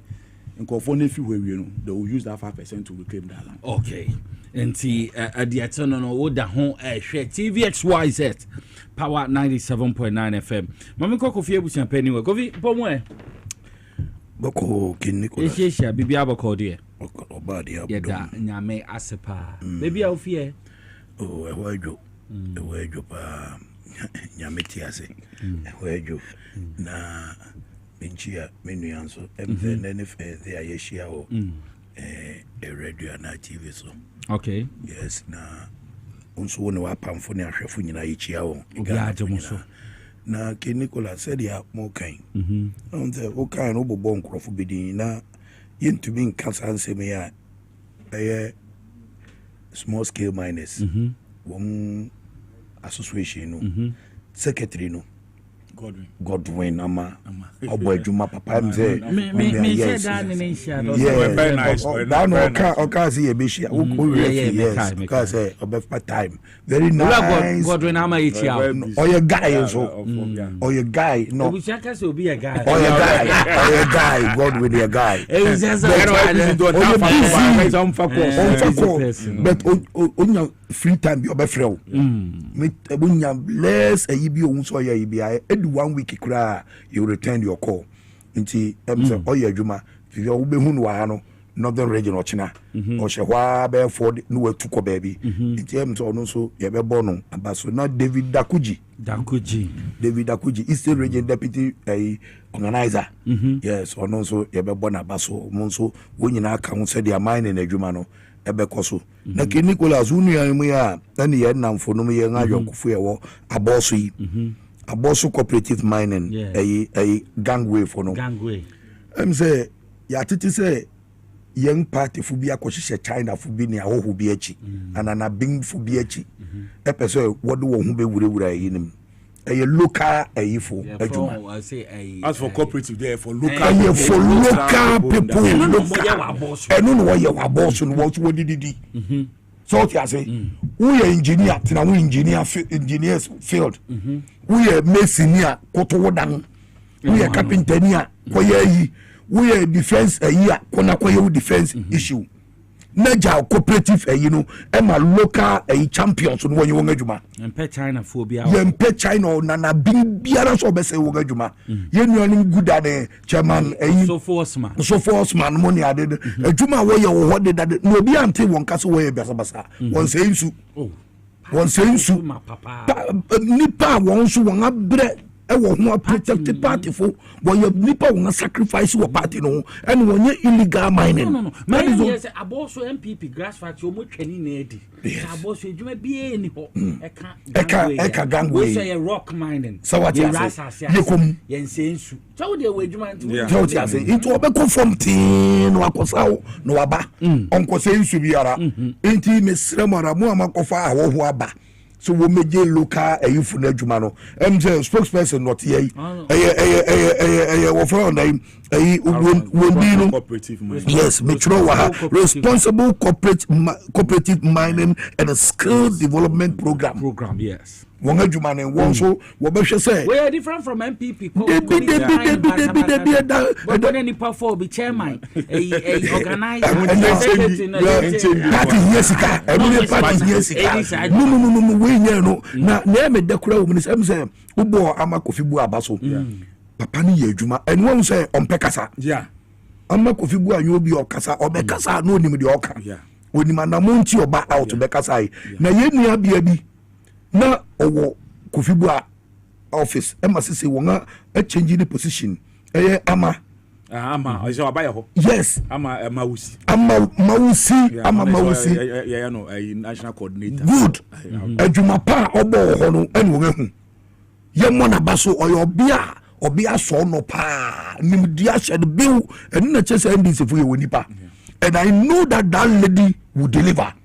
I know our respect our party babia ho or respect man pedonfo na wo de adwuma hye ne nsa so a o make sure so discharge na adwuma a on fa ni agoro nti amama wusi wo so ye bo abaso ye se ye ma congratulations abai na hwe no ngatumi ama wo adwuma no ngatuma ma wo na obeye adwuma so e de aboa John Mahama e ma resetting agenda no aye adwuma President Mahama ankasa akwakobo 9 months abaso we di yan ni hina and the President Mahama echo Ghana Military Academy graduation and or dressing ewo Navy for uniform ceremonial dressing and we no born Navy for abaso no catch Navy for say Juma woye Ghana no wani so we protecting Ghana yan territorial boundaries na ewo soro so we make sure say move from the Air Force yes Air Force asem na make me kwa Navy last year and okoshe won atare no bo abaso ene okoshe Air Force for atare say wo bomodin say rim one try so bin fa bibi born enya dai emfa soro emet attack no wie no bo 9 months abaso unim say obi oye adwuma pa biara no so banfa so because so nim fa so a President akase hu say 9 months adwuma wo ye na so man fa so ya Nicholas nkomo ngabaso na ni nyina ye bebo Kenobua yes we adwuma ono danu commander ono no dan 9 months adwuma ni kuni so obeka ya enye nyame na di na fofia inka last year ni mkrofo kwato hye wo sukum wo Nicholas adi si wo bush wo no a lot of people don't know so papa de betina se na nko kachire wa o say they wanted to lynch them said no mo ye Major Mahama no but the nyame nko tactical yi no modern wonya wo hudidi no be share police even police station and police for protect one cry look at the way the yes enumpo a police wo well armed including on 9 months commander no any team. They nearly take their life, but Papa Way say he will continue. Say Juba President Diama no obey discharge through the honorable minister. Through the honorable minister Kofi Bua. Say no nsema any move from saying KPIs or Diama no will make sure so obey discharge. No obey go according to the plan now. Now they said they are going to station and the president correct wonder information so market Chinese food bebre so na president ka say be here they say o say nia won aye ni nyina no niema na yetumi eklemu no they will make sure that they will make they will station a permanent military presence permanent military presence inti anya dia o kasi ye be ye de gidigidi ni akọ edinti na anko bransu da ene pransu da enite woro enye biribi akeke eye jumapa president Bisha Kofi Bua ene commander 9 months commander Kenobua and Sado they kwa say ye na omu na collaborate with our concept yes EPA and even ade me fe wo mu say Minerals Commission isu team esanam from eye juma EPA isu team our concept isu team na me ya delay them say me friend one common go me friend me ya delay them so ebusia me na Mr. Region also team na blue water guard ye commission wo so we adwuma wo fi and this week no kuma say we adwuma wo nti obi adwuma o ye no and president ankasa hu say eso aso aba e ma president abo won aba so a ki Nicholas memini hina se president to me abo aba so say minister 9 months ma yade dia na che say won ayade nti minister ama Kofi Bua nyame hira kosua adwuma na wo ye no wo di defense wo no body sa ya penisa na commander nso ni team no ye nim say mo de mo ye uniform personnel and anybody obe challenge with authority no. Now the state has given you the authority to face those people. Into obi bia no obe na dwene say you fight with arms in there. The state has given the 9 months every authority and back and say who the bar you betcha into Shana Bush one call near cooperative mind na president there to go a gang of 15 20 or 30 people muka muhubo mo president is yebema masase na mo dia ye adwuma na adwuma no mo ye ni nyina no mo be make sure say you stay away from river bodies 200 meters away 200 meters away from river bodies na mo ye mo adwuma no pepepe na said you can 80% no what to wo e mo dia sa 20% no enu no wo betiti obi no wo de bia common minerals development fund mineral bia women's organizer Hanabisi doctor ono so down no ahwe say development bi esese ko that important ho no we be make sure say be ko na be ya adwuma na efe reclamation of the land no you to be the 5% to that day claim ni na mo man no tumpo. This is what we want and you buy your be won cheni o no it's Ghana for mo man yemfa mpaibo emfa time penfu yachi so we be ya adwuma pa na ki Nicholas ade ba kwa me de wo mu no wonim say ochina ne na ade chin ya petrol so be say aba fom bi but for man eba minim na ba ai edoji tamakuru wakoje magic bi wonya me nche ya na that lawyer edoji tamakuru MPA boss nyame shirawo because enyi ni pe nyina no bo appointment obutumi eyesa na ema we nse papa no ana branch no na dwiri mu ye dan ento into make sure say resetting agenda no obeye say driver ni etumi me be na unse ofre me meeting waiting room wo driver ni bi ana mahwe no o say ni vet no kura no previous administration not to full tank there is 620 to 650 and no the camera no could jina so no one fail man we fail no na ye 358 and 360 358 and also one money I can do akwani kura po nya or discourage na or the man say man no it just say my now say I am I mean it lawyer do jita makuro nyame si awate MPA boss enya ba ko no buy na na no obeji japa kini kula adini hu ene me share that to me Charlie, no. Rolls Royce. Maybe on the scale on the sarcasm and the filling stations 4. Unkuwa petrol tankers. Over 32. Because be quiet me ho. No, near what I didn't know your boy. And only a 4 and said that you won't no I move as a tanker move around fuel tankers no minim babia opeska kona ade me yaw no kwa 2016 oba no so say Ghana no so God save this country no you know onu na katasesha ne dream ashane ma no fuel station no baby e woni e opekuma down Sumai. Yes. Down Sumai. Yeah, because so Bizu University Road no so. And na me be bono da also Opekuma down Sumai. Abekala Pass and Millennium City. Yeah, Millennium City. We ya no an wo say land asase pa botumi agije no land awato e dia mo no kwa no office wo appointed no. Also land in Tamale value at nearly 10 million cedis. Only 10 million cedis. 10 million cedis, 100 billion cedis. Billion, 100. And Mustafa Hamido. And this guy, your friend, also, Muslim. Cleric. Muslim, Sheikh. Muslim, Chirichini. A day signal now, senior Muslim. A president, some president. Yes, Muslim Checheni Pano Chang Trust say all these gifts were given to him by President Akufo-Addo. That is I don't know problem. Also, 2-story building house in East Legon worth over 12 million cedis. 12 million cedis in here, 120 billion.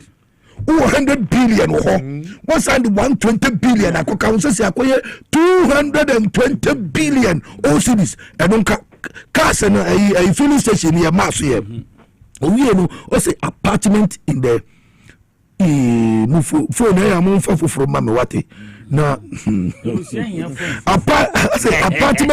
apartment in the band 3, the signature beyond the liners, the address maybe some finished, some half built, some still dreaming of completion. A massive 2-story building at Ajingano, 6-unit blocks at Agoba, worth 10 million cities, 10 million, another 100 billion yen, and then the detail that changes the temperature of any room, 23 fuel tankers. 23 fuel tankers. Papa we were or now only and we say a dang back who cried when declare what was here dang if here was an American father or the chairman. Just 2 years. 2 years. 2 years. MP 2 years. 2 years. Can you imagine? So what would you check for the others or Magana? No, we know Jessica. Can you for the other? Or no, Ghana is council not check. We do not Jessica, MPA, Babia, and no lawyer, Edward Tamaklu, and what to Petro Magana for Ubianya Biro. This is the man alcohol. We and also you shake. Or your doctor will share the PhD holder. John Afrokan. Also, wallahi. We need to rescue Ghana. That video no way. Wallahi, we need to know. Oh, so crocodile tears. And oh, please don't cry. Please don't cry. Senator, oh, swear baby, we are Ghana. Ghana Chrono. Now, according to report, we say near Hono Krana with tracing 23 tankers. And then now the year. Then now baby as we here. Now wow, she be a few tamale. Look at them flow. No one is school down to them. You don't even think about them. She me a kwa obi kwa wu from council. You don't even think about them. And maybe a real school. No one near Jumaye. You don't even think about them. And those people will just migrate from northern region, and some of them be a scrap dealers. Walk around. You don't think about these people. No. The country name you don't have the country at your heart. And the moment say you still Ghana, you want to destroy Ghana, and you rather will tell everybody say you want to rescue Ghana. This is rescue, then Ghana we are doomed. What a whole share TVXYZ Woodie Power 97.9 FM. And some good ambassador, yeah, baby D and home and common. You ever heard a pandai rerun and not say a Kosoa. The apex court of the land, the Betuja, say MP Nunkoyeni MP, and Bibia and Koto. Mamesha so swear. Ora John Afo, a fano a year, a verity fee Supreme Court by 4-1. Ama MPP assign seat no akọ moha MP no etra the jumadi so and matters arising. Ayo for me some da wase pa na unim validity e bayi afro obi ehu say sana ye judicial service no ye wo sebe ajaji for ho a omo ye independent because sa obi na nko ho a minia and ka vanity ne buy ya ka endu 24 hours ko be say mun konko to aba no ya obi we wo krom ha na majority leader at that time assembly ana okay the hang parliament honorable Afonyo Makin the case call Supreme Court within 24 hours or 12 hours there was a ruling on that case. 2 hours. 2 hours. 2 hours. What freak case? What freak case? No. Panel. Panel case. No. The case no TI. Just because na ye wa ban bi wo ha. Ono de o se onti obia. No correct. We the judge nya we so kra say o ka sama ontie. And there we look at a ruling government. Na share a number of parliamentarians are your parliament. Sir. Na uyanka say your president, your speaker, yanka so your chief justice. Na say sa issue we e call ye about to na call so mandai ho. Na ye see a returning officer wotie information ɛkɔɔ so wɔ hɔ a 41 polling stations katatehyɛ no ɔmo bamfa brakwa so na ɔmo kɛhyɛ biribi declare na saa asɛm wei saa deɛ si wɔ kpanda si wɔ bebree ya sister Erama Abrikumanov na ya sister Erabna Obim Abrikumanov ɛne ayi Dome Kwabenya ɔnya yɛ ni de wɔ hɔ a nka ne nyankɔfo agye fa ne nyinaa na yɛde wuli na Tamale High Court ɛwuri sɛ monkɔnkɔto abayi na yisi kura nso ayɛ den declare date na opposition di asɛm yakɔ Supreme Court na ɔmo a just some few days they were criticizing the judiciary even kwabo the Supreme Chief Justice Crown vetting kwahwɛ de si wɔ na nkanya sɛ bia majority de ɔmo na si fom ɛka sɛ no yɛntie ma wo mfa saa wo nkrɔsɛm ne nsa mfa mba ha na afei deɛ the metimeti ne sɛ ɔmo deputy anaasɛ ɔmo chief minority chief whip ɛka sɛ ɔbɔ Chief Justice aba so na deɛ si nyina ɔmo mfa nkyɛ ɔmo you can imagine sɛ nka MPP na ɛwɔ aban mu na nka saa asɛm wei si ya ɛnka Chief Justice bɛtumi anya ho tumi sɛ ɔbɛ anɔle saa verdict a Tamale High Court ɛyɛ sɛ yisi fɔ nkɔnkɔto abayi nka yi si da wei kyerɛ sɛ the independence of the judiciary no yasɛ regani yɛresɛte the judicial service hɔ aban papa na aba a yɛde mbra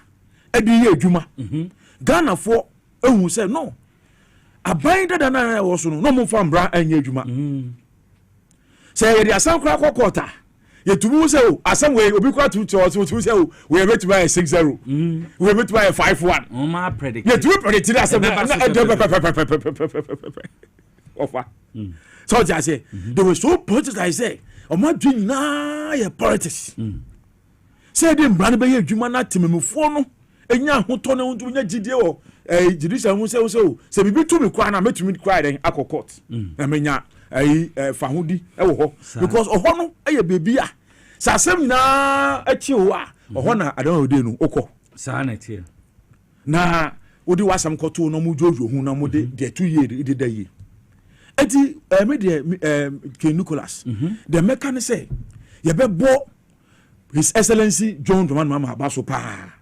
ɛne gidi a onyae a petitioners for mu petition ya otumi gya na so ye fa process mu embrakwa no so pepepepep a ye di ye 2 year onya ndwase hu a otumi afa se ye mfa Chief Justice otusi na ye mfa ne Chief Justice ono nso di akokuduro onka se bia obi na appoint meeting no meye dia ono eden ope me mfa mbra no nye den enye djuma na meye dia part no anasa aban no appoint se mbambeye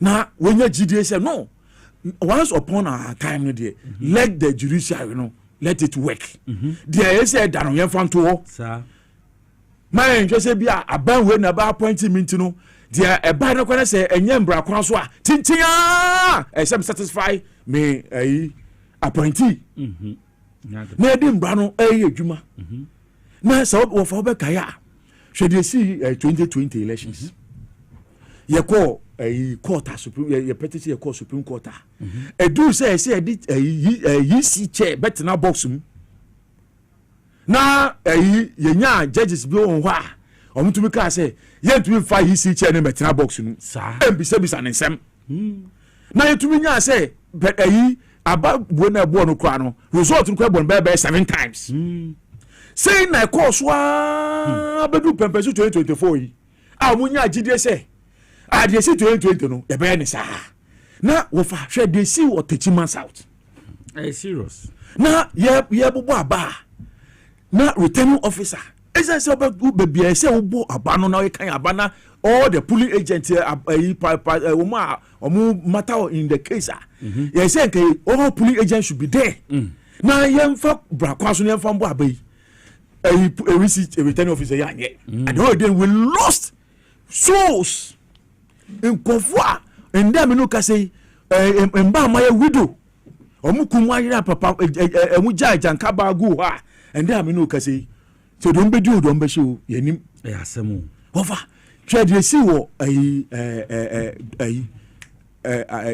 ayaso wogon by election because omu me say omu judiciary bi wo ha don be ye bia no ekọ ho on back home enti do baby wo kro we ma you can also go to court yes so go to court yes so go to court because we need my no more power or we need do ma hye wo and so what for hwede we have majority in parliament. Sir. We can do whatever we want to do but still we are saying say let the law work because the law is the law. The law is the law. The law is the law. The law is the law. Okay. You can't bend the law. You can't do anything with the law. The law is the law and it's the law. No. Yes. And baby I'm branded down. I say Juma. And media meti mebo NDC abaso pa. Say the course nyina no. Yenya abutre say ye be kwa katenase biom. Na ya dwendwen hu say ye call reviewer e be boa ya na. Yembe jina media mu bekeka kan sambi bekeka kan Ghana 14 bomba ya judges for nka say bia say dabi ba ye kwa katana yesterday case no na hu say case na ye no so ye call review be boa ya na ya fam bra kwa so ya ko eno ano no so ye ko na say ye san boy egu a ya ka tina ho na ya san ahihye na ye wu kwa be fa so a ye next elections na ye ko 2028 no ye mu kwa be fa so a ye be san Jesus ye ka say oh ye obe 180 something in parliament you know ade say ye dia no ye be jai na ya manako dabi di ade bia constituency fo bia na say bronofo no omo to ma ye say say we no mo pere no say this ampoko no eden eko no present omo enti we no the victory of the judiciary we need the victory say Ghana mbra no se si ano se uja benkumu se uja nyifo se uja fifio wo de wasam ko court nko ade a di ambra no da no let beto ha meda senti ora John Afo na yate ono so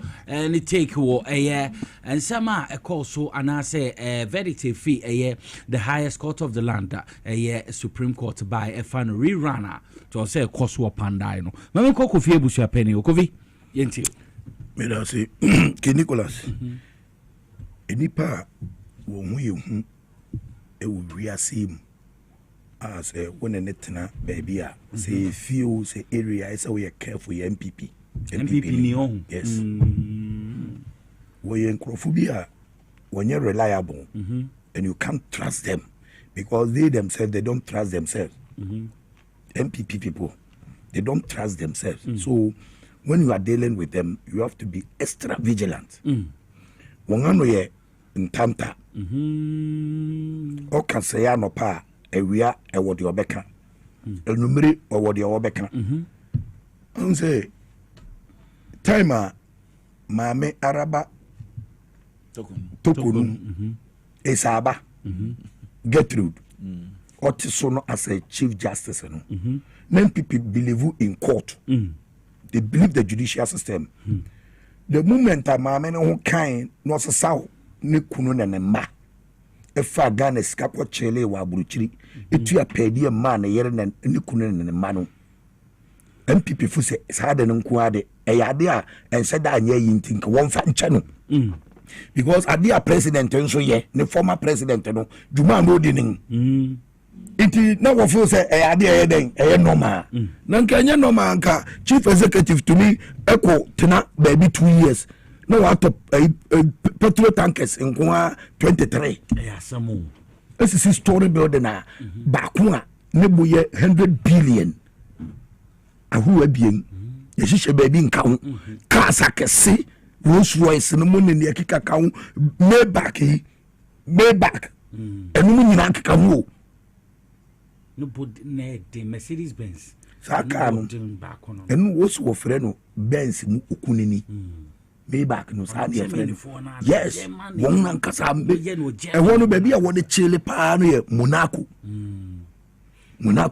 the most expensive city ono so na Benz no Mercedes Benz no na ye S ne mean super inti e wono de e no na wo de mu a mu se be dakai mu wode chile wo ho o woni nyina adi ninim ade ode koye so ti ase na sane ma we nyina kwakodu na maami ye ne ho ayi akokotako asa dia menu yakai na obi di case fi parliament 11:30 to 12 obedu ho no de abre CJ Friday ti say ya otumi je ma registrar e register case you know panel court or panel court my judges betena asem no so within 1.5 hours to 2 hours no nga wie case no no nga bo parliament asema e wo honegu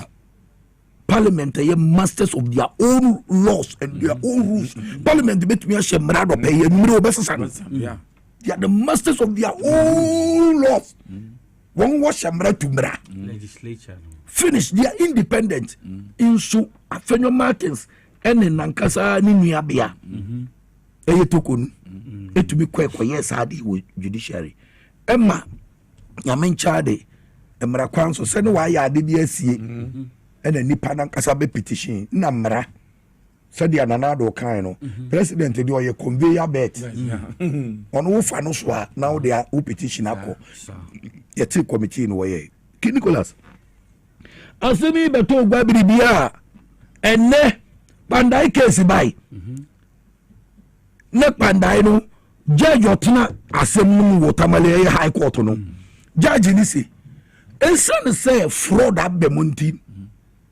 ma ba asem nagu yenko ne yenko to abane foforo MPP phone challenges asem na judge ne kan no case na ko Supreme Court no bebre ni mu details no won challenge case no asem no potie wom say abano eboro so ana amuro so could you believe say one police station in Kofutu aba me could do 1,000 and so mrana ye wom say no was a police station be and to be nya abato memro 700 yeah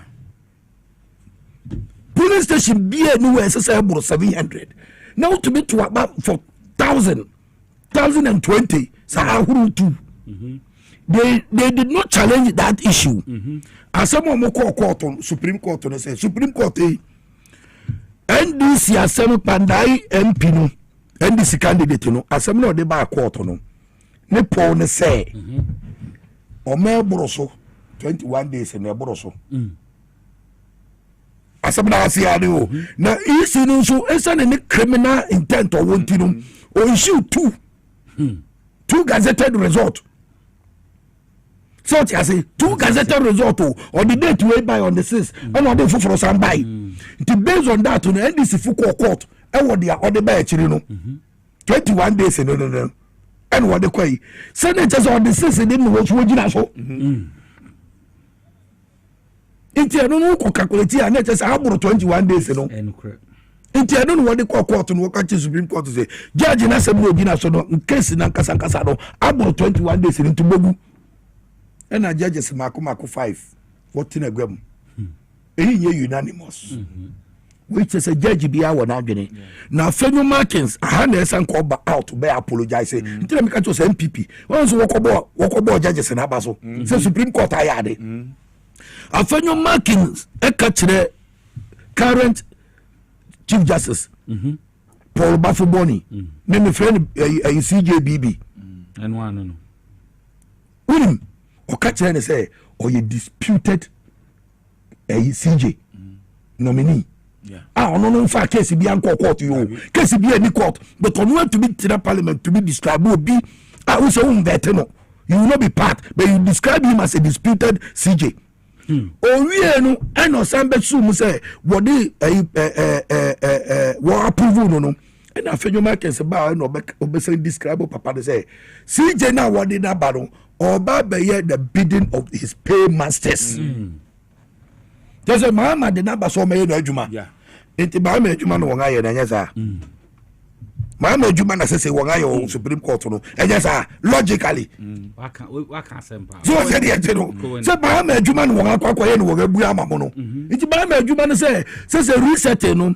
So obi dey no kware amomfa to no kware kwanso. Enti Fenyo Martins should come out and apologize to CJ. See, the first time a political case at court, Supreme Court, no CJ anti that should be any. political cases be a buy and Danado ye de court nyina CJ Toko no tena so former CJ o tena so bi ono ano tiga mo no eche be we ni port ne mu ne ye be poaman his lordship enti won ka ukura won e ka hu ne Kulende Justice Kolende and Ibu very saying Amadou Tanko and Kofi something Kofi. One na kotina case no so. Si Jankobi. And one abomodia could ji wonga twena nyamedia ma won and wodia ajeje asebono. And nede MPP fun to be out me kanchire and say wonga yade na ma bede no wo ye no eno no wonga ya ma won no. Almost here a court number so or scandalize court no we no ka won adwene no and the court no gina to e de mara na to ye it is a NDC fuso wo be say akoya appeal a wo woni o be gina so de akoye so ti ase it e chitafo no obi anta no kutu say enye case na nkasa na enema na si no crime na course no fraud na course wo pandai no enye no case no wo de koyo na mo se declaration na high court no yes won court mu no mo se date de buro so e buru 21 days na ansada NDC for the asem court asem na tietie ni so ti ase na pandaye yene de e tietie a nyame nchade ene MPP fu agi atum se rule of law ya adwuma o Ghana ene wo hankasa agi atum Nancha before that afenyoma kembe kan say kangaroo ene na make say dey on mekan ene dey on mekan press conference be kan baby enye beden ne feed won aya ma won no na do ma beden no won aya ma won dia ye de nyame ase nti echiefu a mutie me mo bia komanto de yem bandai no so wo kosoro ba fom eniema ye lawyers pedofu attack case na chi wo ye ne say they will go for an appeal na mo twen say by on the 6th judges no one reason what the tina say mo no be out eba ni ye read ni ehun say bibi wo mo anko ya we go for an appeal say ye hwe na say so tuo nkotwere na ye twere a ye beja na MPP ni de wo de ne ya de a so tubi ne ya akosi ase yo no hu ni mistake no so wa fun na me twen say emra ade de be bo wo no because another 2 days no cases 2 and the BTA government party di back on the government di back because attorney general and so the edubu ahine case no ekwai ebo yes 6-1 against attorney general na state no won ani age eno so what you so no nyom won twen na firi na yi won nan into what won sasan na se su won nan no won sa near the press atar won ano ya ye be hwede what the best meda say wonderful submission efi Kofi Abusia penny ho na yetin yakoyenim me sign aba owura John Afo ho na me ba ho de na ye nhwe nyame ya adom ochena 31st of January 2026 DNA BC the new patriotic party NPP nyame ya adom a ochena omu decide na omoyi obi a obedi party ne enim Jobi beka say ye crowd ente fa ho ben but eto se bi so a na me ekoso no o say ye ka bi ma me sha so so MPP decide tomorrow mo hwan na be lead omo 2028 yeah e just make out say the live telecast be from 7 a.m. till time a ombe winner ma me ntio yo wofa enka me de John me de enka me ti he de enka sana baby former president kan no nka me de bi fiaso na ka na so abeye politics idea na MPP so wa oni mo tradition na 70 man no tuma na me de the mechanic say senior omo aso mpenufo ka no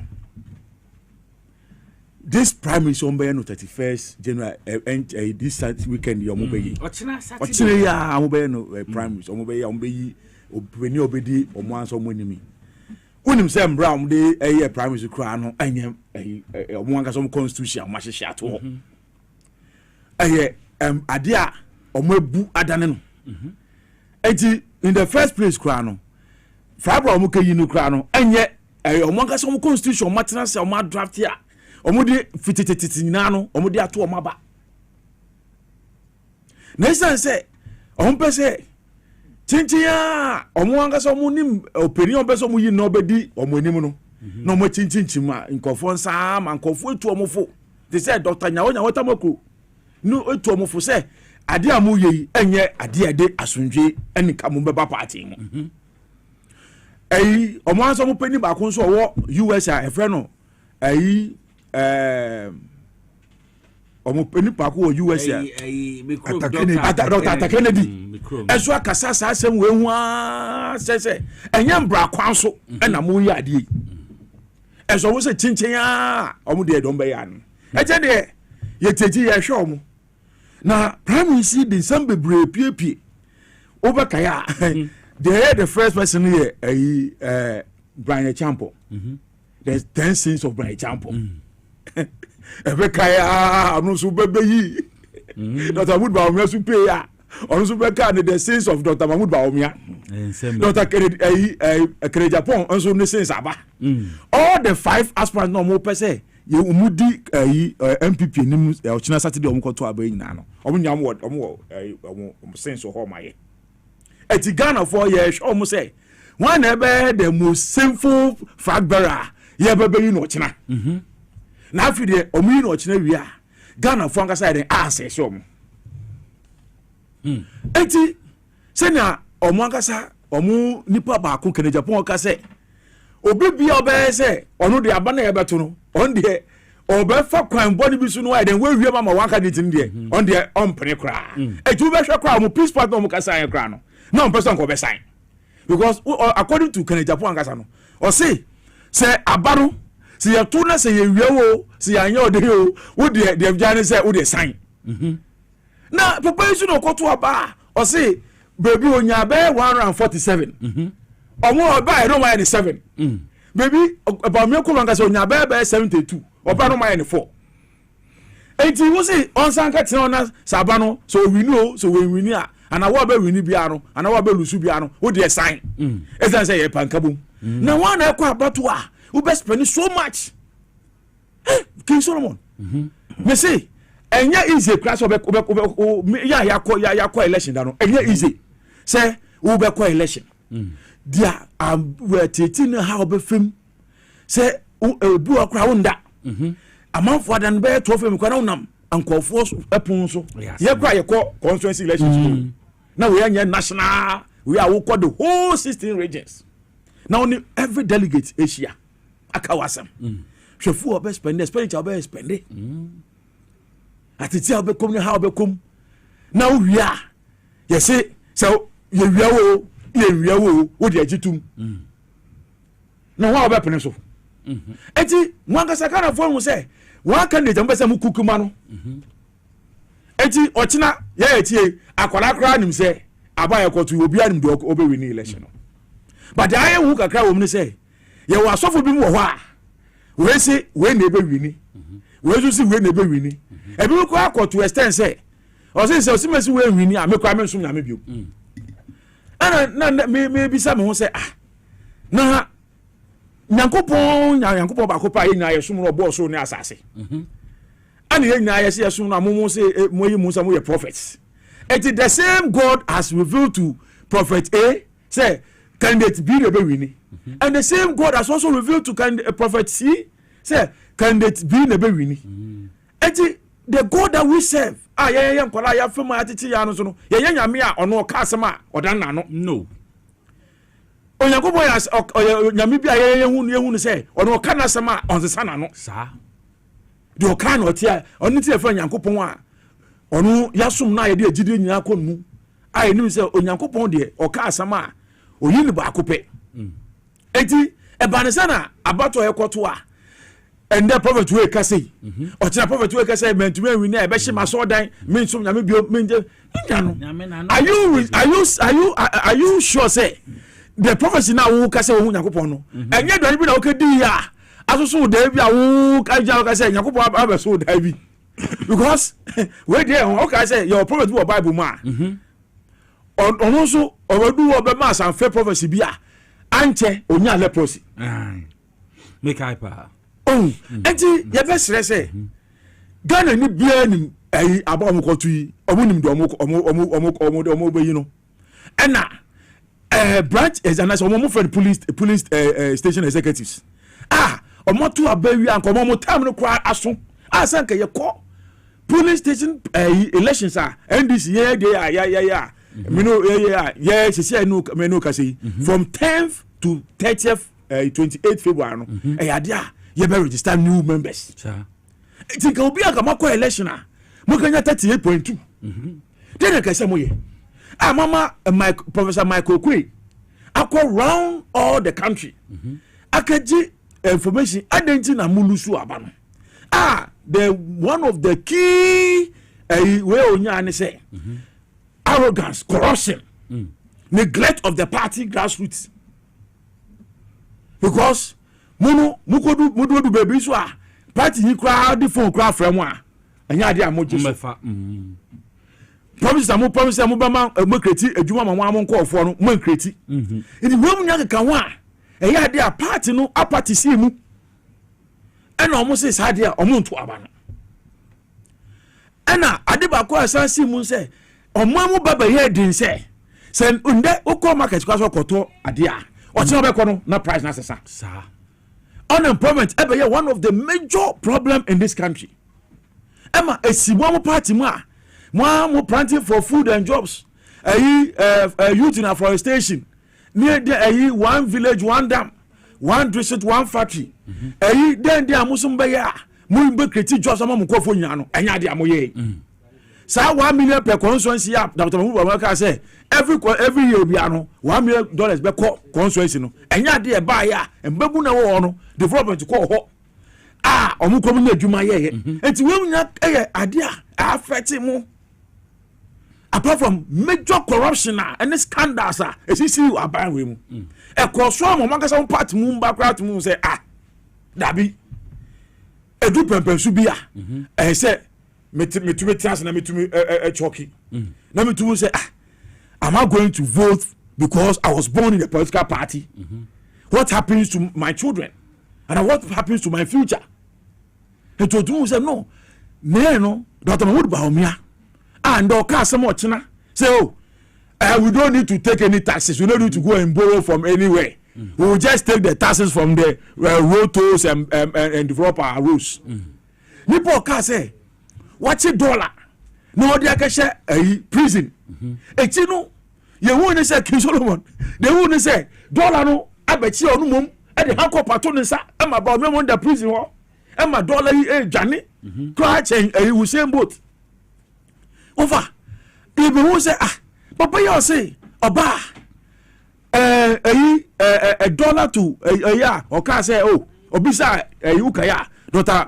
Emisata or man about 170 questions 170 questions my guy and then by I will say uka said the $1 will expose you after I say no the $1 will not expose you he said oka some da ochina no asaka different thing oka some ochina na de wasa nti be ma hu say omunkofo na hu say leader na yakwaka fa ne say ombedi yenim no enya ade a ni promises no wa promise no obedi so uka say okọ Cape Coast omka lanche oka say they will put build airport yes eti waka so president ebeka say me ka say me ka say anado kan say on ka so be see airport ya ho oka asemenda na onu ankasa ne party ni abeka jan say Mahmoud Bawumia asema okay o me na me fa ne crazy Dr. Osiakoto okọ ne baby and to me challenge Dr. Mahmoud Bawumia on the economy and to me say papa maybe also who koya okay there I will say Professor Jam for the best economic management team the worst economic management team, the nightmare of Ghanaians sir e do pempen su bi asa na me wo for penny akai Russia-Ukraine war the team say it is on China the Russia-Ukraine war the Russia-Ukraine war me no ka say kra no enka nda me no ka say enka they see what version na infam Venezuela US for ekokachi o manka some president omo ye no ka say no ka say Venezuela na the topmost oil producing country can them no ka say enka we say oil enka jumping from where it is now they will blame you say because the Americans went and kidnapped the Venezuelan president. Ntinama nesa. Niama ekosro. Enso hwe de eko. Enti so we ka de eti e baby. The pempesu edun say de ye bom pai say Ghana baby ekodu a President Mahama afa Ghana asundwe ekodu na ye bibia sesia bibia ekokop totin. Obano Rosa we are paying contractors omo aban omo award contractor omo to be contractors sir ye tua omo obano energy sector omo energy omo contract omo set ya omo to be tua omo to fu omo ye say omo bekwa omo lose election na eka I think only 7 days a reserve a car only 7 days and yeah John Jinapo and during the swearing in or back at Ghana for say your reserve it cannot even take us up to 5 days to 5 days. Now she magical within 1 year it will turn it out and there who say am I light off it's yeah uko energy sector she reforms are echo she impuntua aba ewo energy sector ukoye Rosa the same thing especially ukoye finance economy work on apodia the finance minister and then what is the dollar the city to the dollar what is our inflation baby e ka fire fee here 54 point something omo be fe ba 23 point something and then me no ka say are we not in a single digit I was single digit ono abo to forcing echo takrade before be year 2026 budget no kwa oni dwadifo kedi nkomo omo ahụ ka che say edu baby na ye to kufo gallon ye to no be 1200 esunde ubaye amomo bo pa odi abanti de to 550 Ghana cedis esichiri and they swati home emu ene ukọ supermarket utunya be 270 Ghana cedis utuminya a mobile I don't want to mention the names of the rice because now yeah and then as low as 270 250 Ghana ubenya 25 kilo mo no wato ubenya oil no wato ubenya sichire and then moka edugu timi and then as low as 7-8 Ghana cedis ubenya milk no wa oda do timi wa enti ye de bibia akoye enti le be se say omukoi say omu kwa ko tutuo no mu dia koyo Ghana sundwe na it should be their most priority because ye person ye enjoy the peace and the good governance that we are enjoying under the leadership of His Excellency John Dramani Mahama. Mera say John Afo mamen ko Kofi Ebusia pene Kofi yes. Kiniko we de ochina adwuma kwa kodi de payday a payday for some people. New Year, no. Also, New Year, January, be a 13th month. Yes, yeah, FBM, New January, not train. And now, Grofobia frame and Nekura, Grofobia frame. Hey, Charlie, now, you win your costume. You know, be as I say. But, King Nicholas, a payday for MPP, polling station executives. Na adia ye kwakoto watch na abana wo kwakoto no yenim the outcome ne so ngahihye biribia de ama Dr. Alhaji Bawumia finito onga ka ne say won sika wo because was fear de no so e wo soro inka wo kwakosisa police station executives no wo koto abawia na nka won aba constituency level no one about regional level and fan one about national no one about be flag bearer where do I say there be to food the cop to abanama Bawumia 2023 no one understand to akoto the same aba so what has changed tie can Japan on the near brick oba young NDC for the year we don't care obi obebi are ready because can Japan no ono your friend say verbal diarrhea. Can Japan? Nano sing just so we know on found me or by on found so hinny or by Can Japan? also no to me and Kobegu a Christian Council. He said it, he made that statement. You Google it and it's there. Also no I'm sorry be Ghana and Kobegu. But me and you na come as wonga mama wong. Ya twan say we be Kenya Japan catch is a presidency no on pep presidency bia under his foot. He doesn't need to be president. No, then they change. Can you Japan no catch and say, if you want to be poor, go into farming. Me go catch them. Me wa end and me go. Me date in 23rd February 2022. And what you say? It's already say nyame boa no so ba be president only do one. Oh say ye because to be catch the judge say judge you know or ya judge who is a judge. Ugly do lawyer obeyaw who or him obeyaw serious the fun who it what the buy your wom if e ba wom yanso do yere dada ono no say so ye niema Ghana food pay nyina 2024 na edan no ebe ka oba power obeye biem. If you what will I do when I message you too. But we message you too. One also the Christopher be Israel. Na Israel ya ka chance ya Israel. Christopher die na Israel. Yes ya ko ana ko Israel be ko heaven. Israel funa kasa bebre nim say Jew funa kasa wonye Christopher. Jew funa woka Jew fono wonye Christians o.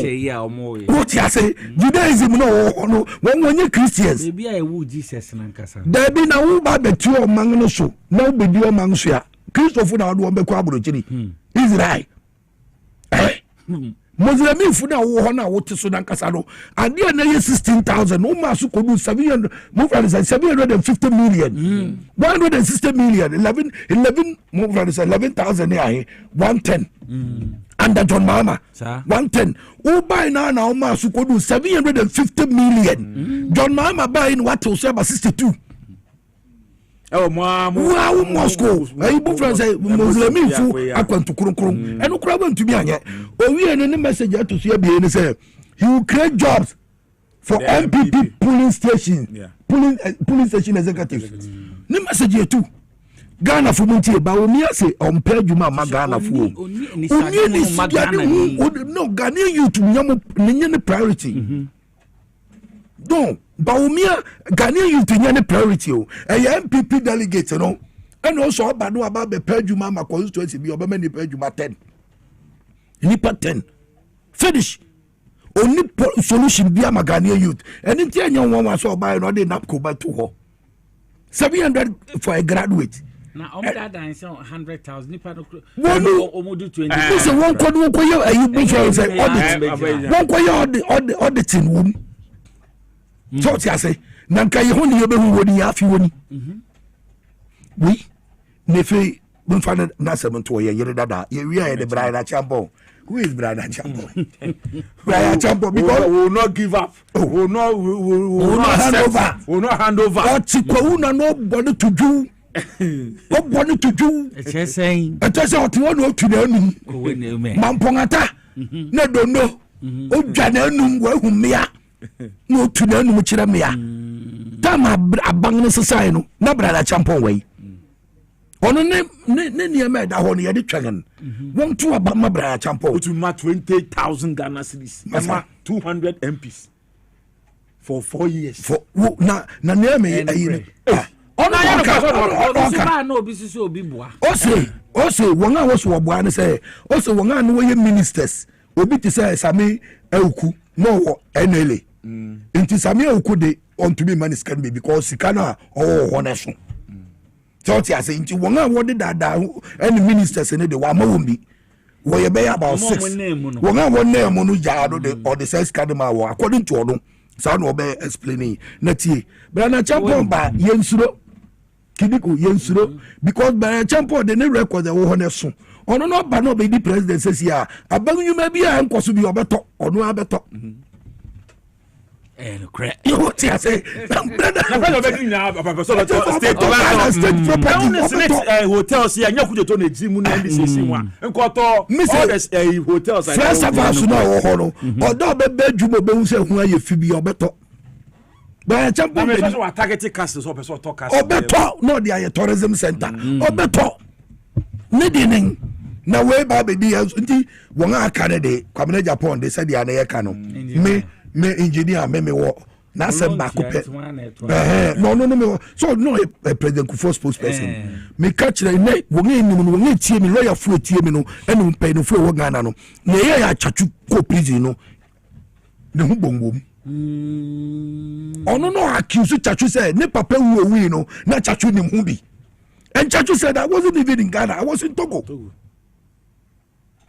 It is ya one say omo munyi politics bonede wo betumi abe ne namwa ba me so nkosi agant ya ne mfa be ho papa ya one day was on the mere 10 ne code office every year one na ka MPP funa no dey ne 10 since by 10 omo kokoto no man wo ne office omo sa do wo man woni so keten woko gwari o so say no would office wa hey me the minim onko budichi nti ono so na sem wo za tense asamo it is the sense of everything now baby a wodan wo obi dan wo wachi wo fi baby a wo fi wo na bia dem ba ka che Ghana for that is the problem iti wonu sa ayi a wo kwakoye no baby a friends school computerized a password what guys has obiansu so said okay so binya password eti bitie Ghana for ochina by this time na ye hunia MPP tuo be kwakotweri na mum eye one buffet eye one party day eye nkrofo bi pocket in ebe because ya to say nkrofo bi so betua any get be didi ya to say wo betua ochina pa nti obi atua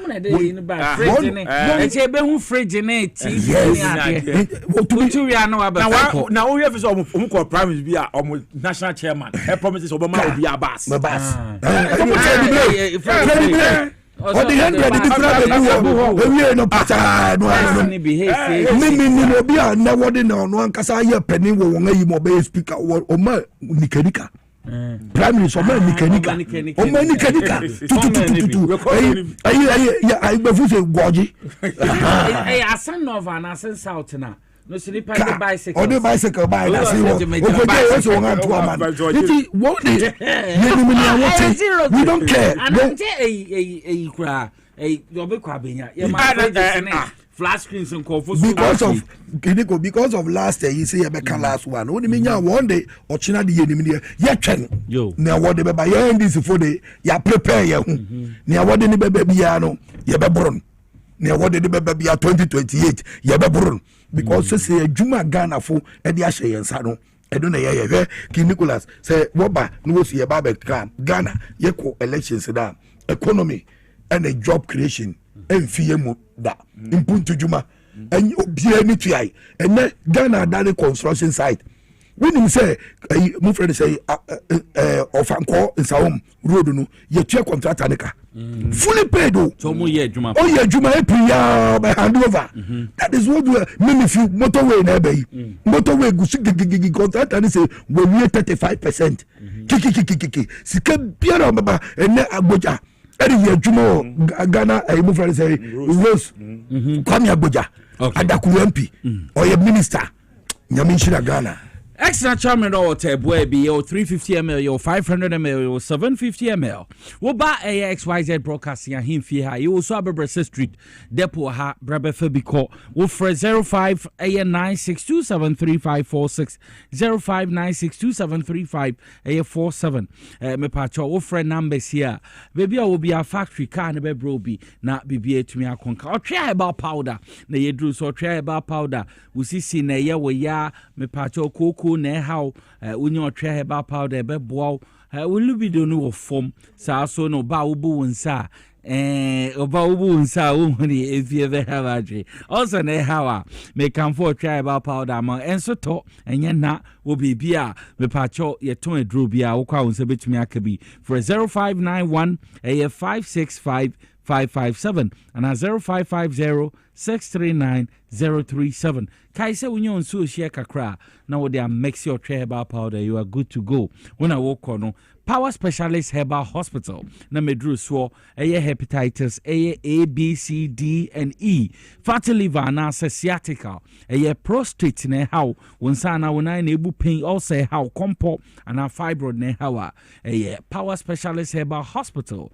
Kumasi branch for Yasi Lake Bosumtwi Road opposite Jesbro Filling Station, Accra branch no Kwabenya Pokwasi ACP Road, Takrade branch no Anaji Estate adjacent Anaji MA primary school hall 0244544422 and 0200383831 na wonim penifo indi enkomo yembre we di yembre no ko yembo ne be 2 minutes Salugu, when I start to check. I'm the you. Envelope na the picture boy. Yes, yes. Any Central was who the big car. Who the big car was who the I started. You been some. Okay. John, a young one to yeah, primary share na make. Enti de be kan say e du pempen so se siano. So na honorable Fifi Kwete be kan no.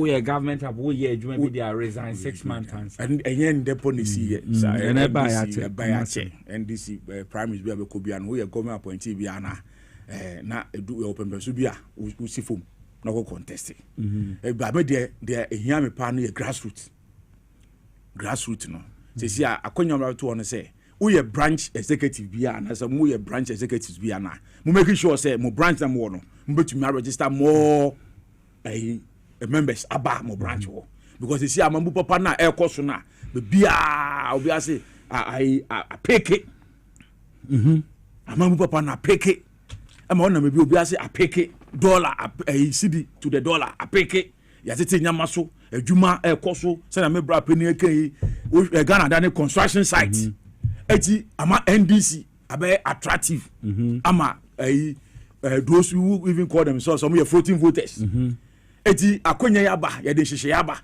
yebobo mpai se yenu se grassroots bebre ho a omakoma nto omuyem se omumpa adwuma abotre adwuma ne de enche ye de anyuma tutu akonya ma enche bia no this year we ye be create a lot of jobs for your party members eti manya adwuma den bebre ya so party no bebre abedu pempesu muma ye follow your guidelines no wo pese o person call about to be a person your branch executive bia no hye ho a o person your branch o person contest branch position bia e wo party wo constituency a hye ho e se wo fa so nti mo enfa nkabom mo enfa ba ko ye odo na mo enfa ntena na to organize your party from the grassroots because wo fa say election bia wo ko bia no so person win election bia ni nyina jan grassroots ni nyina jan wo branch executive so be hwa asin no for your call election say ko win nyina no sorry je di ko nya ye branches no because ye call your branch ye fire branch book na ni ahwe at this branch no how many people are members branch executive or amusa ye members for nti ye for book ni say ye hwa e bia han ba yipa ba 200 ni ye make sure say one of them ni fie o contact number ho nti ni nyina no is about the branches no let's restructure, let's reorganize our branches no na be gina ni ntumi enfam ye wie branches na we so ye be call your constituency elections if your constituency elections are ye be ba ye regional elections if your regional elections are ya ba parliamentary ye wi ayako ye frambership enti me de wofa the make an say ye de mbra na ba me na ye ndi so na ye mfa mbra no nya adwuma adawo de no nkurumidie e be san ye dia 2028 moving forward Melase kofe bi se poni feyrie em say nura sorry adia what the beto ho no mensa ka bi we ya na yen current boss deputy national communication officer Akugan ya na ja ode to me yimenti I read everything na portion na me depa na say menu e kan no say ho de da but won asin atim yen krofo ni bebre a won ama won appointment e wo district assembly ne regional ne national no bebre fi so wo betumi akuta position nim no won asan akopre foforo na general secretary ka asem bi say one man no chop ɛna nimdeɛ de enio baako fo team wopɛ sɛ woyɛ appointee a stay there just be there na bɔ adwuma na resetting no ɛnyɛ adwuma jaw party ni man nkurɔfoɔ nso a wɔn nso wobɛtumi ahwɛ akyi na wɔn awura ne party no that is all yɛnim sɛ because wɔanyɛ ne saa mmerɛ a wɔsi kɔyɛ campaign no na office adwuma yɛ sɛ wɔyɛ no wɔgya wato wɔ wobɛgya wo na wode akɔyɛ campaign na nso aban no adwuma no wama akam mmerɛ na nkurɔfoɔ hwɛ wɔ assembly ana district wɔ no na wama biribi aka akyi nti yɛtiatia wɔadi constituency fo mɔmɔmɔde a April wɔsɛ mo resign wobɛ contest a resign fi baabi a wɔ wowɔ regional level no nso no by May wode bɛto form national level by June wode bɛto form na woni yɛ nyinaa ba bɛpere nti sɛ me mapere bi a wobɛba bɛtom ne ayɛ campaign sɛ mempere nso a yɛbɛhwɛ w'akyi ama wo ɛyɛ tietia yɛwantwi wosɔ no de wagyae ɔnkɔpere hwee na ɔbɛyɛ ne business sɛ wote ase ɛno ne asɛm a nti wohwɛ na wohwɛ sɛ w'adwuma bɛbɔɔde a masa gyae na tenam wopɛ appointment no nso a tenam wopɛ sɛ wokɔyɛ nso a tenam na fei ne ɛyɛ ada wɔ mu ne sɛ ɔsɛ yɛmmue amɔ no register no ne yɛmfa nkurɔfo because nkurɔfo bebree hu a o master mpɛ sɛ mbɛtwerɛ me din o boss mpɛ sɛ o honorable hefa de bɛtwerɛ me din na obi otie yɛn bia no making sure sɛ wodin ne NDC register ma kɔ na kɔtwerɛ wodin na ma yɛnto mpɔn Abraham Kumsen mekyia no paa ɛna Agbasi Sebafia nyame nhyira wɔ nyina Agbasi Sebafia so na menkyia me boss me sɛ mekyia no but me nsa nkyia no bio me no kasi ɔmo wɔ Western Region a all the agencies are almost share under the Ministry of Lands and Natural Resources or more dream agency no one Ghana cost won't it honorable Amakofi Boa in Bremichia and a Winston ever tall no way na combat so he's doing well Alhaji Fuseni Chokosi Alhaji Fuseni Chokosi Michecha Opa Papa Nyame so nhyiraw wo Madina Alhaji Fuseni Chokosi Nyame ehye Opa Papa Sadiq Abubakar Suleiman bro mpo mu te sen Usman Michi obema music akura Kofi Daako one ne nuaba dache hima the proud of ko the no Kofi da boy obema news ne bia na